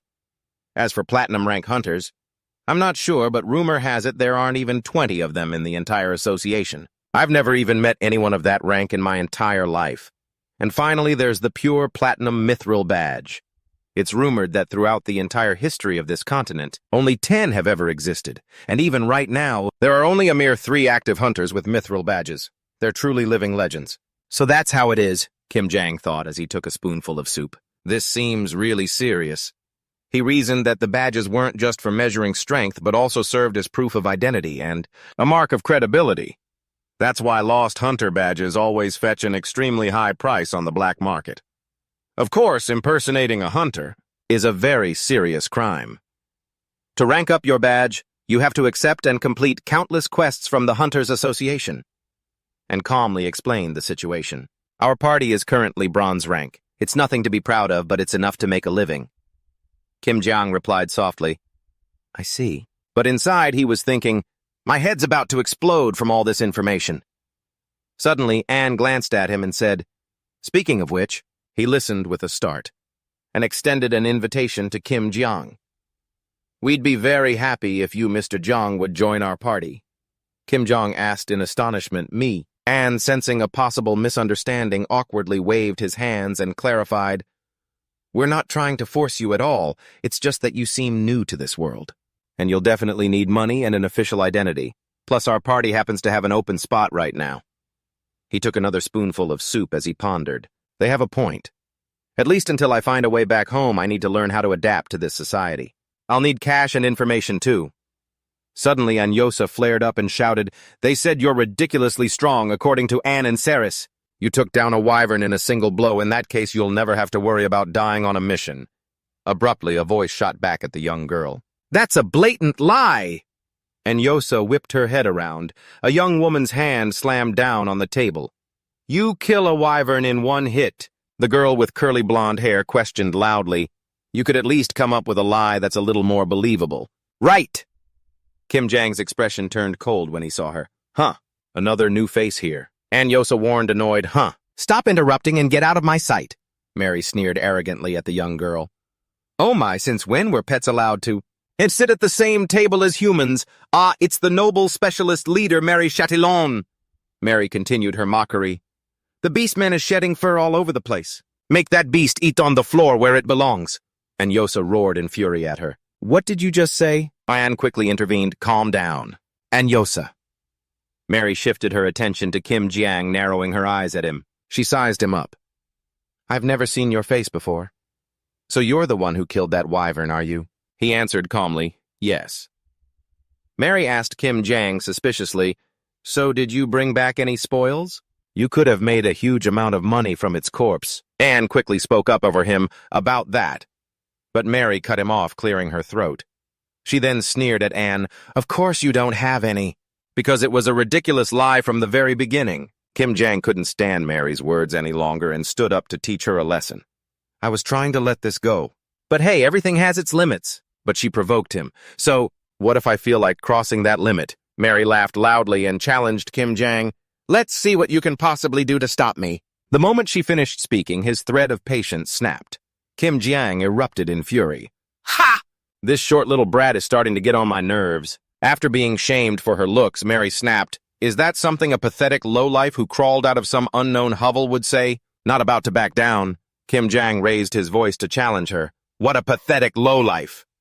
As their argument heated up, a blonde-haired guy suddenly stepped in between them and spoke. My sincerest apologies. Kim Jang stared at him in disbelief as the man smiled warmly at him. Mary frowned, glaring at Brian with irritation. Hey, Brian, who gave you permission to butt into our conversation, huh? The character Brian, a noble human expert, replied with complete composure. My sincere apologies, my lady. However, I believe we are causing a disturbance. We should just return to our seats. Then he casually placed a hand on her shoulder. In a doting voice, he said, All right, now let's go get something to eat. Kim Jang immediately snapped, Hey! While Mary angrily warned, Get your hands off me now! Unable to stand it any longer, he raised his voice and demanded, Hey, we were still talking! Who do you think you are daring to interfere? In an instant, Brian's expression turned cold. He clenched his teeth, his eyes filled with killing intent as he looked at Kim Jang. We should just end things here, understood? He was stunned for a moment, the corner of his mouth twitching. He let out a sigh. Seriously. Kim Jang glared at Brian, his expression full of disgust. You two are really starting to piss me off. After he said that, the entire room suddenly fell silent. His resentful eyes were locked on Brian, while Brian, in turn, looked down on Kim Jang with contempt. Just then, Aaron appeared and gently tugged on his pants to diffuse the situation. Now, why is everyone making the atmosphere so tense? She gently chided. And you too, Brian, that's quite enough. Then she pointed out bluntly, Mary was the one at fault from the beginning. Hearing this, Brian lost his patience and sighed. The perceptive Aaron turned to look at Kim Jang. Startling him a little, Aaron, a noble dwarf expert, explained in a frank tone. Besides, we really do owe you an apology. The thing is, the story about you taking down a wyvern with a single blow is a little hard to believe right away. I suppose that's why she was so impolite. I hope you can forgive her. As soon as she finished speaking, the room fell silent once more. Stunned, Kim Jang looked down. The smallest person here is actually the most mature one, he thought. I guess I'll just let it go. Meanwhile, she was still sulkily scolding Brian. I told you to go stop them, and yet, so why are you the one arguing with him now? He thought for a moment, then glanced around to observe the situation. Anne caught his eye and gave a slight laugh while Ceres looked on with worry. After thinking it over, Kim Jang pretended to scratch his head and spoke up.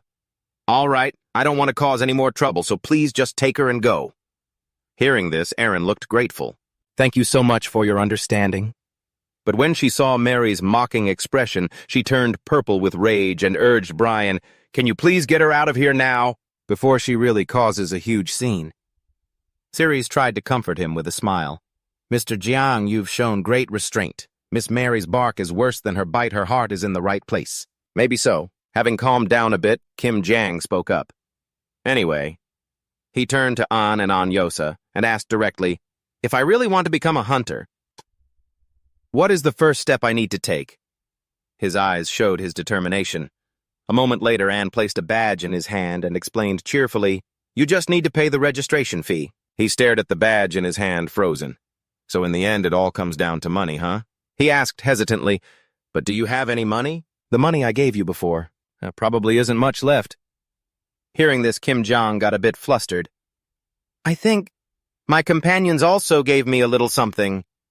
As he spoke, he turned his money pouch upside down. Only a single gold coin fell out. Kim Jiang stammered, Only 1 coin? But An looked delighted. Isn't that a gold coin? He enthusiastically explained, 1 gold coin is worth 1,000 crowns. Each type of coin has a set exchange rate. He immediately perked up. This is enough to pay for it, right? Anne nodded, pleased. Of course. The registration fee is only 500 crowns. Kim Jang's face froze over again. Half a gold coin. The air then fell into a deep silence, and suddenly spoke up to break it. Well, until you've finished the registration. For your hunter's license, we'll take our leave for now. Kim Jeong was a bit surprised. You're all leaving right now. He could only say with some regret, there are still many things to arrange before we can begin the subjugation mission. You should also take some time to rest and prepare thoroughly, Mr. Jeong. Then he said his goodbyes. Let's meet back here in 3 days, all right? Kim Jang couldn't help but be surprised. I have to wait a whole 3 days. Anne smiled, let out a sigh, and continued to explain. The inn you're staying at is managed by the Hunters Association, and added that most of the people who come here are hunters, so this would be a good chance for you to get acquainted with them. Then he pointed to the quest board, saying that if you got too bored, you could try your hand at a few small requests. Finally, he left with Saris and Anyosa. After 3 days, if you still haven't found a team or a place to go, you should join us. Of course, even if you don't join our party, we'll still do that subjugation quest together. Upon hearing this, Kim Jang's face lit up. I'll think about your offer very carefully. And waved and called back, just stay put here. Don't go too far, all right? Saris, in a warm voice, said goodbye and see you later. He waved back at them. Don't you worry. Kim Jang watched their figures disappear before letting out a sigh. Relieved, he thought to himself, what a chaotic morning. Then he looked at the badge in his hand, bewildered. To sum it up, this tiny thing is worth 500 crowns. Kim Jang was lost in a tangled mess of thoughts. The bread and soup I had this morning only cost 3 crowns per person. And then there was the cost of alcohol, meat, and the room from yesterday. That adds up to 25 crowns. He was horrified when he realized, so this gold coin is equivalent to 20 days of living expenses, including food and lodging. How many 8s could this money buy? At that thought, Kim Jeong dazedly slammed his head on the table and wailed, I really miss home. Is there really not a single baseball player in this place? A life of luxury was right within my grasp. His tears flowed like a river, a truly tragic sight. And now he had to go back to worrying about every single coin. Kim Jang's gaze suddenly shifted toward the quest board. A subjugation request, huh? Maybe I should start preparing. A little while later, he appeared in a decent outfit, carrying a baseball bat as his weapon. The shopkeeper showered him with praise. My goodness, that outfit looks absolutely perfect on you, sir. She maintained her cheerful demeanor and said, The total comes to 230 crowns, sir. I mean, my dear regular Jack. When Kim Jiang heard the price, his face turned pale. So expensive. The shopkeeper, having made a sale, was beaming. Please come again soon. He left the store muttering nonstop, Good thing I was worried about the money and didn't even look at the plate armor. Kim Jong looked around the bustling street for a moment. Okay, what's next? He pondered. What should I do first? He furrowed his brow and thought. I don't have much money left. Maybe I should try accepting a quest. In the end, he decided to go to the manager. Kim Jiang slammed his hand on the counter, put on his most handsome face, winked at the manager and said, I'd like to sign up for a request. She explained cheerfully, You just registered today. These quests require a bronze badge to accept. So for now you can't take them. The quests for the steel badge tier start from this side. Kim Jang nodded in understanding. I get it. As planned, he got a quest, but reality turned out to be ironic. And so my long-awaited first quest was to haul sacks of flour. Kim Jang toiled all day cleaning stables, and after that he had to kneel by the river and wash piles of other people's dirty clothes. The more he thought about it, the more bitter he felt. You call this being a hunter. This is clearly just the work of an errand boy. After working all day, sunset fell. Kim Jiang dragged his exhausted body through the streets. He couldn't help but sigh in frustration. All I did today was heavy labor. There's no sense of accomplishment in being this kind of hunter. He then looked at the meager amount of money in his hand and groaned. The pay I got after all that? Hard work is a mere 30 crowns. This is literally living hand to mouth. Just earning enough to eat, huh? His initial excitement had now turned haggard. No matter where you are, life is tough. Suddenly, the cry of a nearby vendor caught Kim Jiang's attention. Come and enjoy a delicious treat before you leave. The stall was selling fragrant meat skewers. He stared at the food, his mouth watering, and thought, I guess one skewer wouldn't hurt. After all, I worked hard today. Kim Jang decided to buy it. The mysterious meat skewer price, 3 crowns. From the very first bite, he was astonished. Incredible. A dish from a strange world? But it could captivate the taste buds of a modern person like me who's so used to fast food. What the heck is this? The food here is bizarrely delicious. I wonder what their cooking secret is. Kim Jiang was so engrossed in his food that he didn't notice Ariel approaching from behind a compass in her hand pointing right at him. Ariel observed him carefully while Kim Jiang was still enthusiastically enjoying his food. "One more skewer, please." She suddenly moved closer, tugged on his shirt, and said in a cheerful voice, "I've found you." Kim Jiang looked down at the petite elf mage before him. Ariel beamed and declared, "My fated one." Kim Jiang, his mind a complete mess, spoke up. "So, you're saying I'm the so-called fated hero you're looking for?" Ariel admitted without hesitation. "That's right." Kim Jiang was a little skeptical. "So what's your proof?" Before he could finish, she impatiently cut him off. "It's the prophecy from my master." With that, Ariel placed the compass on the table. "Whoever this compass points to, model, that person is the savior who will rescue this world. And my mission is to support that hero. That is the prophecy my master left for me." Kim Jiang immediately shot back, "A prophecy? How can I possibly believe in something so vague?" But she replied with absolute certainty, "I, for one, have absolute faith, because my master is the famous prophet witch Dennis." Hearing this, he hesitated a bit. "That tennis witch or something." Ariel corrected him. "Dennis?" Kim Jiang was a little curious. "She's a mage, so is she really that famous?" Her gaze sharpened. "What my master foretells has never been wrong, not even by a hair." Ariel recalled Dennis's words as she suddenly complained, "My shoulder! I think it's about to rain." She said it with conviction, and sure enough, it really did rain that day. Hearing this, he was at a loss for words. "No way, I just think she's old. And weak, so her bones ache when the weather's about to change, that's all." Ariel was so enraged, she shot up and slammed the table. "How insolent! Take back what you just said right now," Kim Jiang calmly replied. "All right, I'm sorry, I take it back. Is that good enough for you?" he asked, annoyed. "So what if I really am this destined hero?" She looked him straight in the eye and answered, "My master instructed me to aid the chosen hero. No matter what you plan to do, my magic will undoubtedly be a powerful asset to you." With a look of disbelief, Kim Jiang said loudly, "Then do you even know what I plan to do next?" Ariel couldn't hide her surprise. "What, aren't you going to save the world?" He flatly denied it. Not a chance. Kim Jiang didn't hide the resolve in his voice. "My one and only goal is to find a way back to my own world." She stood there stunned for a moment. "Your original world." With that, he stood up. "I don't care who you are or who your master is, or what the hell this hero title you're talking about is." Kim Jiang stated plainly, "And I have absolutely no intention of saving this world because I have a ton of reasons I need to get back home. The sooner the better." He slowly walked away. "So go find someone else. I don't know who you're looking for, but—" He finally left the stunned Ariel with one firm statement, "It's not me." At this time, Mary was upstairs. Understanding the whole situation, she sighed, "Oh, for heaven's sake." No one knew what Ariel had gone through not long ago. Dennis had instructed her, "Take this. This magical item will guide you to your destiny." Ariel froze, hearing her master's last words. "Go now, Ariel." Dennis's voice was still so incredibly gentle as she said her goodbyes. "Go forth and meet your destiny." But even after finding Kim Jiang, she couldn't believe this was how things had turned out. Right now, he was still working hard to earn money. An old woman praised him profusely. "Jiang, you're working so hard again today, aren't you?" Watching from afar, Ariel couldn't help but wonder, what does this guy do all day?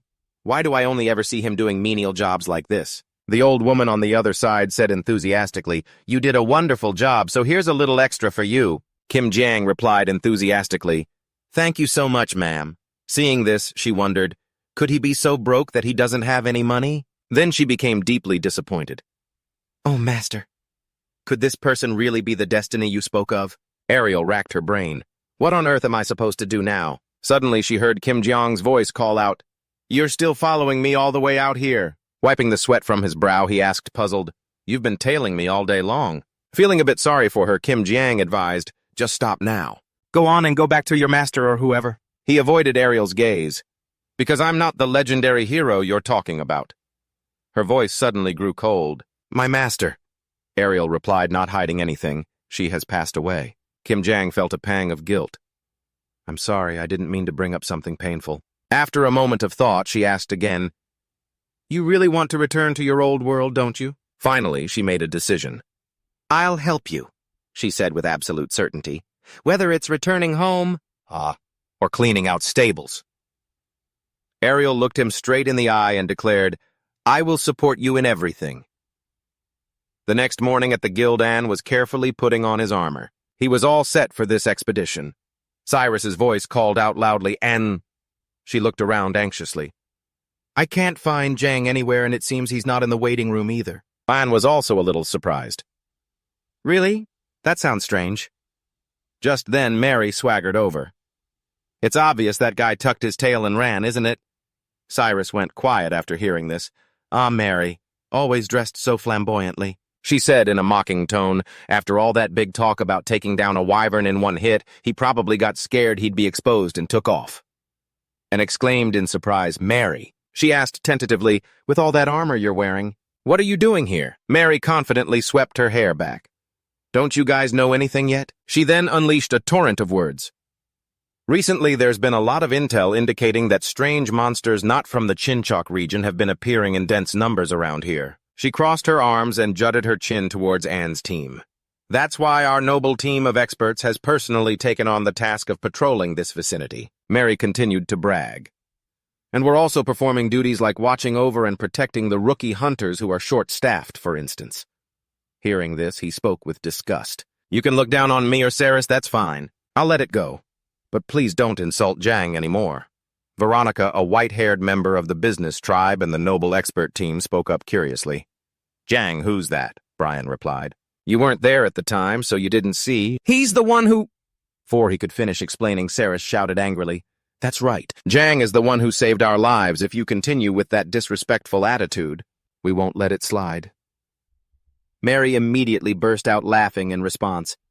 The last time I saw him, your savior seemed more like he was busy on a date. She froze on the spot. A date? Ugh. She let out a long sigh and confirmed.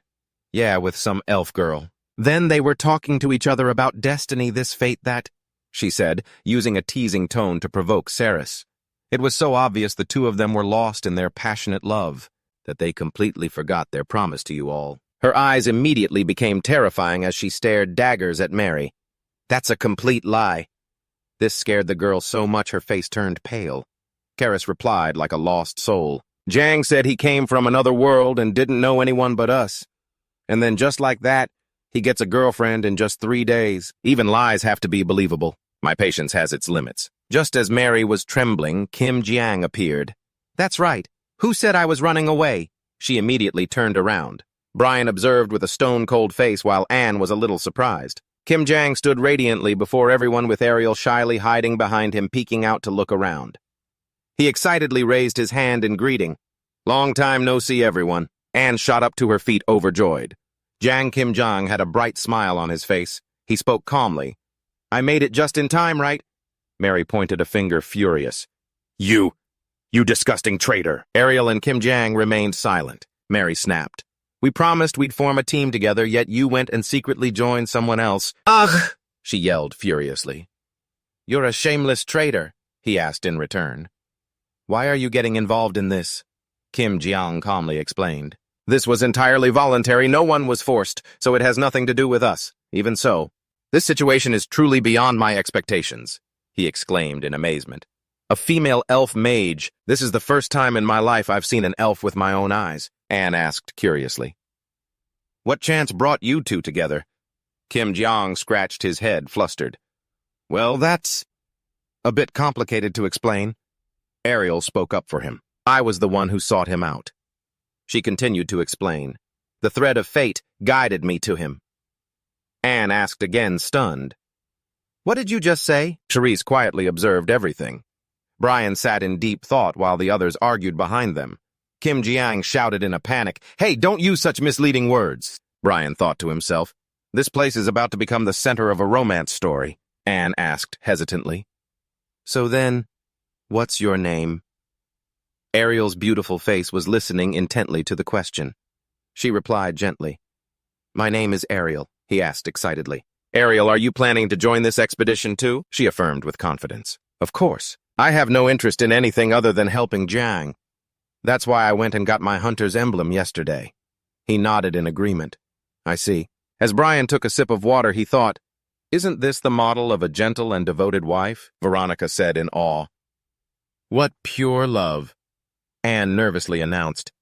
Ann Yosa sent a message saying he can't make it because his wounds haven't fully healed. "In reality, having more people join will make us feel much more secure," Kim Jong said apologetically. "I'm really sorry. I should have discussed this with everyone first." Anne smiled reassuringly. "It's no problem," she said excitedly. "Anyway, since everyone's here, let's get going, shall we?" Kim Jong urged everyone on. "Let's move out." He began to describe the goblins. They are small, crude creatures with the intelligence of a child and aggressive nature, and they use primitive tools. A goblin holding a knife attacks. Their main goal is to attack human settlements to plunder resources and livestock. The goblin swarm was enthusiastically plundering. They were once single individuals and not too dangerous, but they're a nuisance because they tend to move in hordes, Anne said seriously. Lately, reports of goblins harassing small villages along the Shuch border have been increasing. The last time, while we were searching for their lair, my team was attacked by a wyvern, and that's when we met Jang. Kim Jong nodded and said, "I see." He quickly pushed the thought aside for now. Kim Jian wondered why those people kept following us, and An calmly explained, "Ever since the wyvern incident, the monsters around Shuch seem to be increasing at an unusual rate, so they're coming along to investigate this strangeness. And to protect us, too." Mary winked smugly. "You should be honored." Arrogantly declared, "We ourselves have deigned to protect lowly steel-rank hunters like you." Kim Jen sighed in exasperation. "Isn't there a single normal person in your group?" Anne admitted thoughtfully, "I understand your frustration after that first meeting. But contrary to their appearance, the Noble Expert Party is actually quite famous," he continued. "Even though they were only formed 2 years ago, they've already reached silver rank. After just 1 short year, they've continuously achieved brilliant feats and are now the most promising candidates for the fastest promotion to gold rank in history." Kim Jian looked at them in surprise. "Those people," Mary asked nosily, "is she really an elf? Where are you from, huh?" Brian quickly stopped her. "My lady, please stop bothering her and come over here." Anne gave a strained laugh. "They're quite an odd bunch," Kim Jian muttered in annoyance. "One of these days I swear I'm going to knock some sense into that arrogant brat's head." An spoke gently. "Before that happens, there are a few things I need to confirm." He assigned roles seriously. "Jian, since you use a heavy weapon, you'll be on the front line." He continued organizing. "Saris and Ms. Ariel will provide support from the rear." And still wanted to know, "Ms. Ariel, what kind of magic do you usually use?" She asked back blankly, "What are you asking?" He scratched his head in confusion and replied with a laugh. Was that question too hard to understand? And patiently explained, "I'm not an expert on magic, but I've heard it's divided into several main schools. Destruction, enhancement, alchemy, summoning. Necromancy. As far as I know, there are many different types of magic." He continued to elaborate. "For example, Ms. Veronica over there is very skilled in enhancement magic. Most mages only specialize in one field, so knowing what it is will help us form a better strategy." And explained awkwardly, "This is actually the first time I've had the chance to work with a mage. Usually mages are silver rank or higher, and even at that level it's rare to come across 1 or 2. Ariel spoke calmly. "I was wondering what all the fuss was about." "That's only natural." Suddenly an arrow flew from out of nowhere right in front of her. It grazed past her face, leaving Ariel too stunned to react. Quick as a flash, Kim Jian reached out and caught the arrow to protect his teammate, and looked in alarm towards the direction the arrow came from. Saris also looked worried, not understanding what was happening. She asked in shock, "Since when were they here?" Kim Jian's sharp eyes scanned for the enemy. Brian stepped forward to shield Mary. "A goblin ambush." Suddenly, Mary stepped in front and stopped him. "We don't need to get involved, Brian," she said coldly. Mary stated firmly, "Just let them handle this themselves." After all, they're all hunters, aren't they? A goblin charged its mouth open in a ferocious scream. A powerful blow imbued with blue magical energy slammed right into its face. Kim Jian's expression was full of determination. As he struck, he scanned the battlefield. Goblins lay collapsed on the grass, bleeding from their wounds. Another lay motionless with 2 arrows.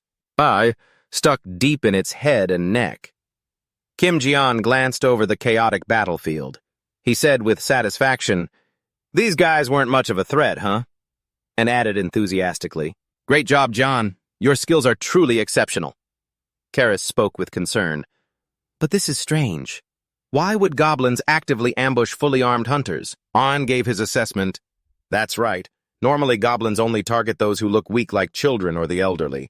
They even aimed for Ms. Ariel, a mage right from the start, whether it was on purpose or not, he said seriously. Either way, we need to find their den and wipe them out completely. An continued to warn, there's a high probability that there are more of them than just this. Kim Jian scratched his head in frustration. We should have kept one alive for questioning. For now, let's head deeper inside. Anne and Saris both had expressions of pure shock on their faces as they stared at something together. He asked curiously, Anyway, what does a den of these things even look like? He wondered aloud. No. More importantly, are they even capable of communication? Kim Jian still didn't understand what was going on. He said impatiently, What is it? Is something wrong? Ariel stopped short and spoke in alarm. In fact, what does the colony even look like? She added, No. I mean, are we even able to communicate with them in the first place? Kim Jian was baffled by what Ariel said. He asked again impatiently, What is it? What's going on? Just then Anne shouted a warning, Jian, behind you! Kim Jian! Nonchalantly and slowly turned his head. A monster launched a sneak attack, swiping its claws at him with lightning speed. Before Kim Jian could do anything, Mary instantly charged forward. Seeing the monster dodge her attack, she puffed out her cheeks in annoyance. The whole thing left both him and Anne gaping in shock. Kim Jian called out, Mary! Suddenly, Brian put a hand on his shoulder and said, Please step back. He stepped forward confidently. Leave this to us. The young man fell silent, not daring to argue. In an instant, Brian's gaze turned even colder. He assessed the situation. A rock troll, appearing this close to our domain, Brian warned in a low voice. My lady, it seems something is truly wrong. Mary sternly reminded everyone, absolutely no one is to let their guard down. She emphasized gravely, this enemy is definitely not going to be a pushover. After a moment of hesitation, Kim Gang announced, We will join the fight with you, and immediately stopped him. There's no need, he added. At a time like this, we would only get in their way, fearing he'd be misunderstood, and gently placated him. Of course we all know how incredibly strong you are, gang. He explained, but the esteemed experts party are seasoned veterans. There's a high chance we would only disrupt their seamless coordination. Finally, Anne advised, so for this situation, let's just put our faith in them. Convinced, he stood still at the back. Ariel off to the side couldn't help but sigh at the sight. Brian silently gave the order, Veronica, boost their morale now. Veronica closed her eyes, took a deep breath, and pointed towards her teammates up front. Then she shouted, Boost fighting spirit! And exclaimed in astonishment, What? She can buff all three of them at the same time. The monster also sensed that something was amiss. It immediately crouched and leaped into the air, leaving a crater in the ground. Roaring, it charged straight towards Mary. She took a ready stance, her brow furrowed. She watched the monster's every move. It attacked with its claws, and she quickly blocked with her shield. But the immense force made Mary grit her teeth and struggle to hold her ground. The monster pressed its attack. From the side, Erin narrowed her eyes, took aim, and decisively fired an arrow at the creature. Brian also rushed forward into the fray. The arrow struck true, piercing one of the monster's eyes. The creature stopped its attack, roaring in pain. Seizing the opportunity, he shouted, Milady! Mary instantly understood Brian's intent. She used her shield as a springboard, launching him high into the air. She watched Brian's ascent with complete trust. He gripped his sword tightly, preparing to strike. Suddenly, from high above, Brian twisted in midair, aiming precisely for the monster's remaining eye. With both eyes injured, it clutched its face, howling in agony. Kim Gang couldn't help but gasp in admiration. That's absolutely incredible, he remarked in amazement. Every member coordinates so perfectly, it's like they're one single entity. Kim Gang thought to himself, so this is a true party. They must have trained together hundreds of times. After his mid-air spin, Brian landed right beside Mary. Brian said with disappointment, Even though we've blinded it, the wounds are still too shallow. He assessed, with a troll's regenerative abilities. It'll heal in the blink of an eye. For people like us who lack attack magic, this is the worst possible matchup. Mary chimed in, If that's the case, then we'll aim straight for its heart, the source of its regeneration. Miss Veronica, prepare yourself. The esteemed experts party was known as a formidable team famous for their effective coordination and stable formations. However, they possessed one fatal weakness. A lack of raw destructive power was their greatest drawback. Aaron's crossbow took a long time to reload, making it difficult to deal significant damage to giant monsters. Brian, who fought beside Mary on the front lines, used a pair of short swords, making him unsuitable for fighting large creatures. And Veronica, the team's only mage, possessed no spells other than enhancement magic, so one could hardly expect any offensive power from her. Mary, the leader of the vanguard, used a special weapon called a lance. However, as this type of lance was designed for cavalry, too much of its weight was distributed towards the back. When wielded by infantry with limited mobility, it was very difficult to bring out its true power. Nevertheless, the esteemed experts party compensated for this shortcoming in a very unique way. That method was to focus all enhancement magic to its absolute limit onto a single person. Veronica furrowed her brow and slowly chanted the spell, Enhance Physical Strength. She targeted each body part, then shouted, Enhance Movement Speed. Enhance Endurance. Finally, Veronica growled, Enhance Weapon Power. Thanks to this series of buffs, Mary, a heavy infantry warrior, gained explosive power and speed for a short period.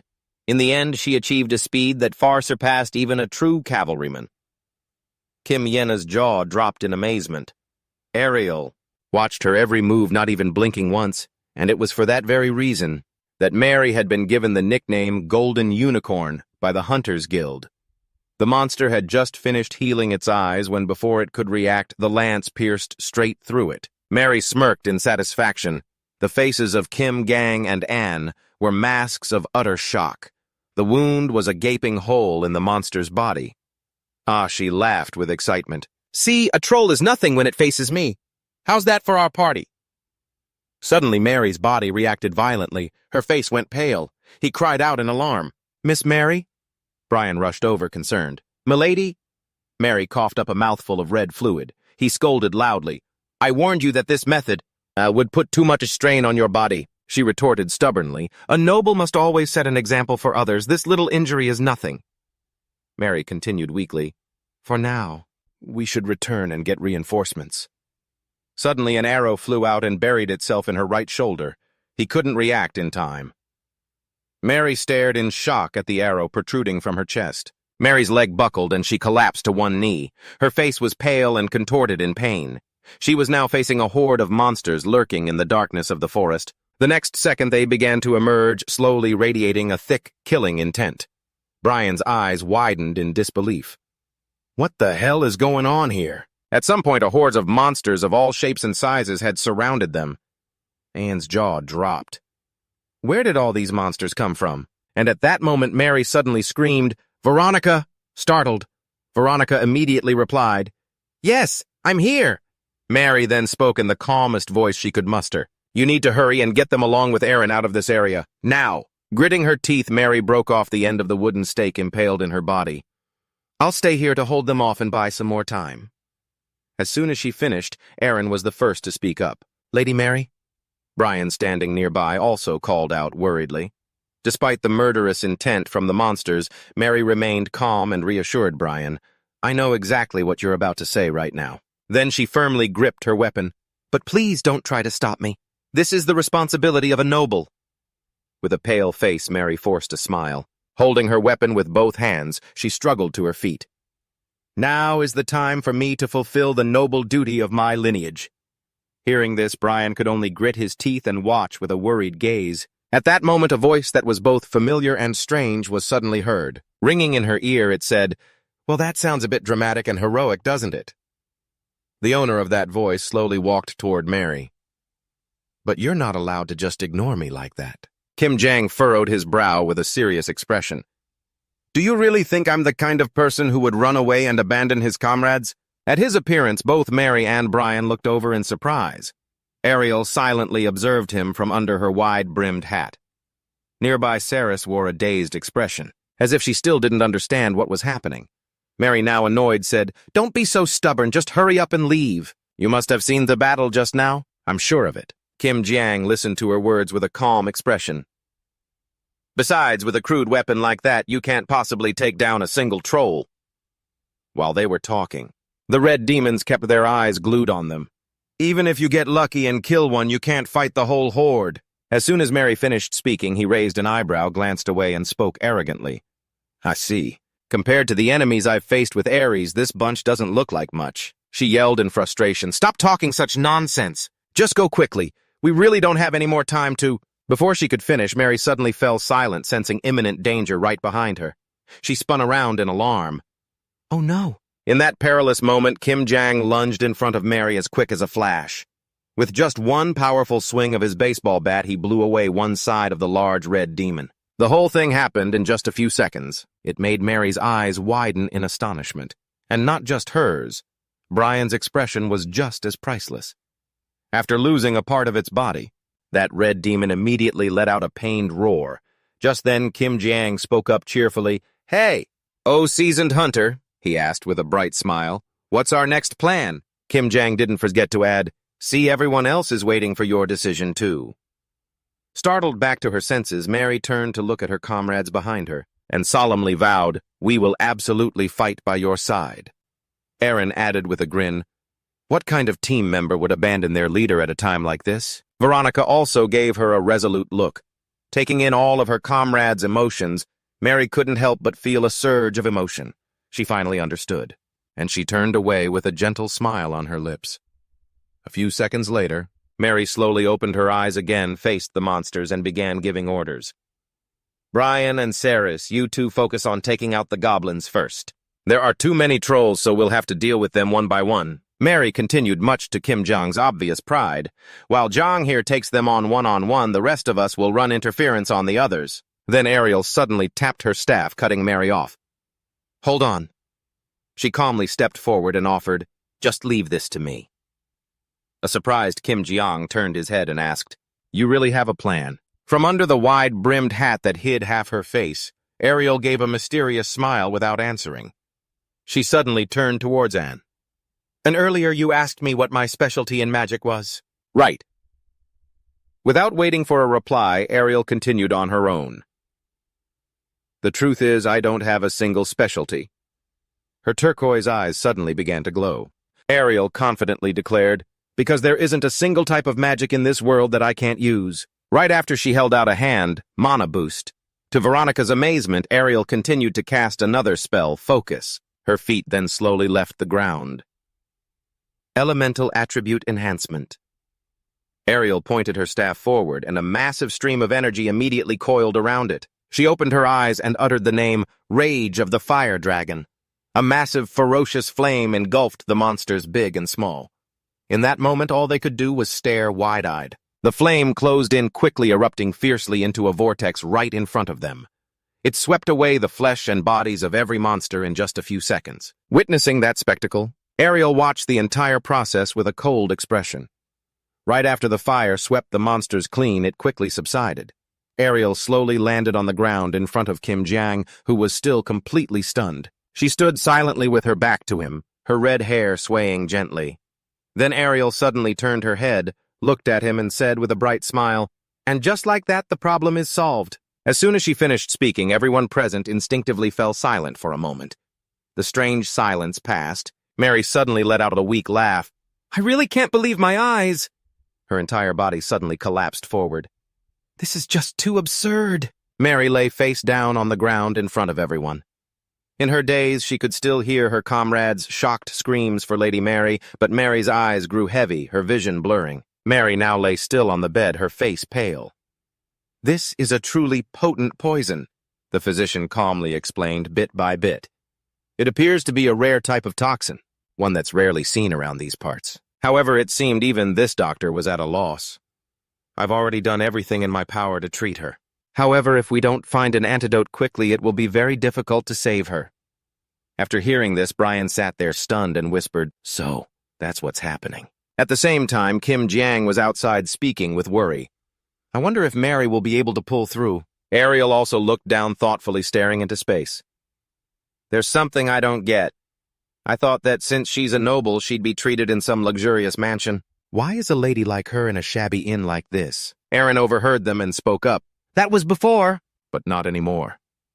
Kim Jiang, unable to hide his shock, cried out, What? He questioned her relentlessly. What do you mean by that? Why did you say she's not a noble anymore?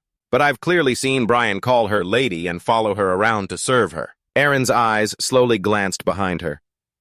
It's true that Mary comes from a noble family. She didn't deny what Kim Jeong said, nor the fact that Brian is her close attendant. That's also completely correct. Inside the sick room at that moment, Brian sat silently by the bed. Erin's voice seemed to echo from far away. But all of that is now in the distant past. Flashing back to the past, a much younger Brian stared out from inside a cage. Guards stood watch nearby, a crimson flag fluttering gently in the wind. In the cart filled with shabbily dressed people, a scarred man silently observed his surroundings. Then he casually started a conversation. Hey kid, what crime did you commit to get thrown in here? But the young Brian didn't say a word. Seeing this, the scarred man lost interest in talking. Fine. If you don't want to talk, that's fine by me. Either way, all of us prisoners of war are heading for the gallows. What does the charge even matter now? Outside, the sound of footsteps mingled with the clip-clop of horses. A bored soldier complained to his colleague, honestly, they should just execute these criminals on the spot. Wouldn't that make things easier? He seemed incredibly annoyed with the people inside. It's such a pain in the ass having to escort them. The soldier next to him replied, what can you do? We have to at least follow basic procedures. He continued chatting idly with the other man. I doubt anyone in this group has actually committed a crime serious enough for hanging.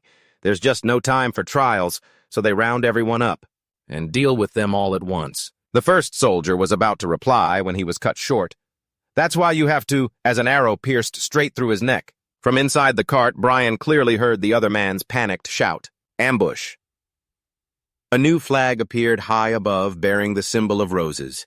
Knights in green cloaks appeared, and among them was one man with a completely different aura. A short while later, the battle was over. Victory belonged completely to the knights in green. A soldier suddenly ran up to report. My lord, he asked their leader, what should we do with these prisoners? Another soldier spoke up, offering his opinion. Father, they're all criminals. I think we should just execute them right here. Hearing that, the prisoners began to tremble in fear. Suddenly, a pair of boots appeared in their line of sight. Brian calmly lifted his head to look at Riley, who had now taken off his helmet. What exactly are your crimes? Seeing his chance, the scarred man hurriedly spoke up in a fawning voice. My lord, we're just small fry, sir. We're just a bunch of guys who scavenge from this battlefield dead to make a living, that's all. But what awaited the man was the cold flash of a sword. Riley's eyes glinted menacingly as he looked down. Another prisoner watched the scene terrified. The scarred man's head rolled gently to a stop near Brian, but strangely the boy showed no emotion at the sight. Riley looked at Brian and remarked, You don't have a shred of life in you, like a candle that is already burned out. Riley suddenly asked him a question. Do you have nothing left to live for? He pressed on despite the lack of an answer. What is your crime? Tell me. Suddenly, the look in Brian's eyes shifted. For the first time, he opened his mouth to speak to someone. If you're going to kill me, just do it quickly. Brian calmly speculated on the man's actions. Or are you afraid to strike down a nameless child without a reason? Riley remained calm in the face of his insolent words. However, someone else couldn't keep their composure. Why, you little brat? How dare you be so insolent? But suddenly, Riley let out a laugh. He praised the boy with great interest. This kid's got some nerve. His eyes showed genuine interest. I'm starting to take an interest in you. With just a few words, Riley decided Brian's fate. You seem like a suitable gift for my youngest daughter. He then turned around and ordered, Put this man in the carriage immediately. All of this put the other person in a difficult position. Father. Brian suddenly reconsidered everything. So from now on, I have to live as a slave. My life is truly in absolute tatters. Not long after that. In the bathroom, he soaked in the tub, lost in thought. Even at this moment, Brian still found it hard to understand. What the hell is going on here?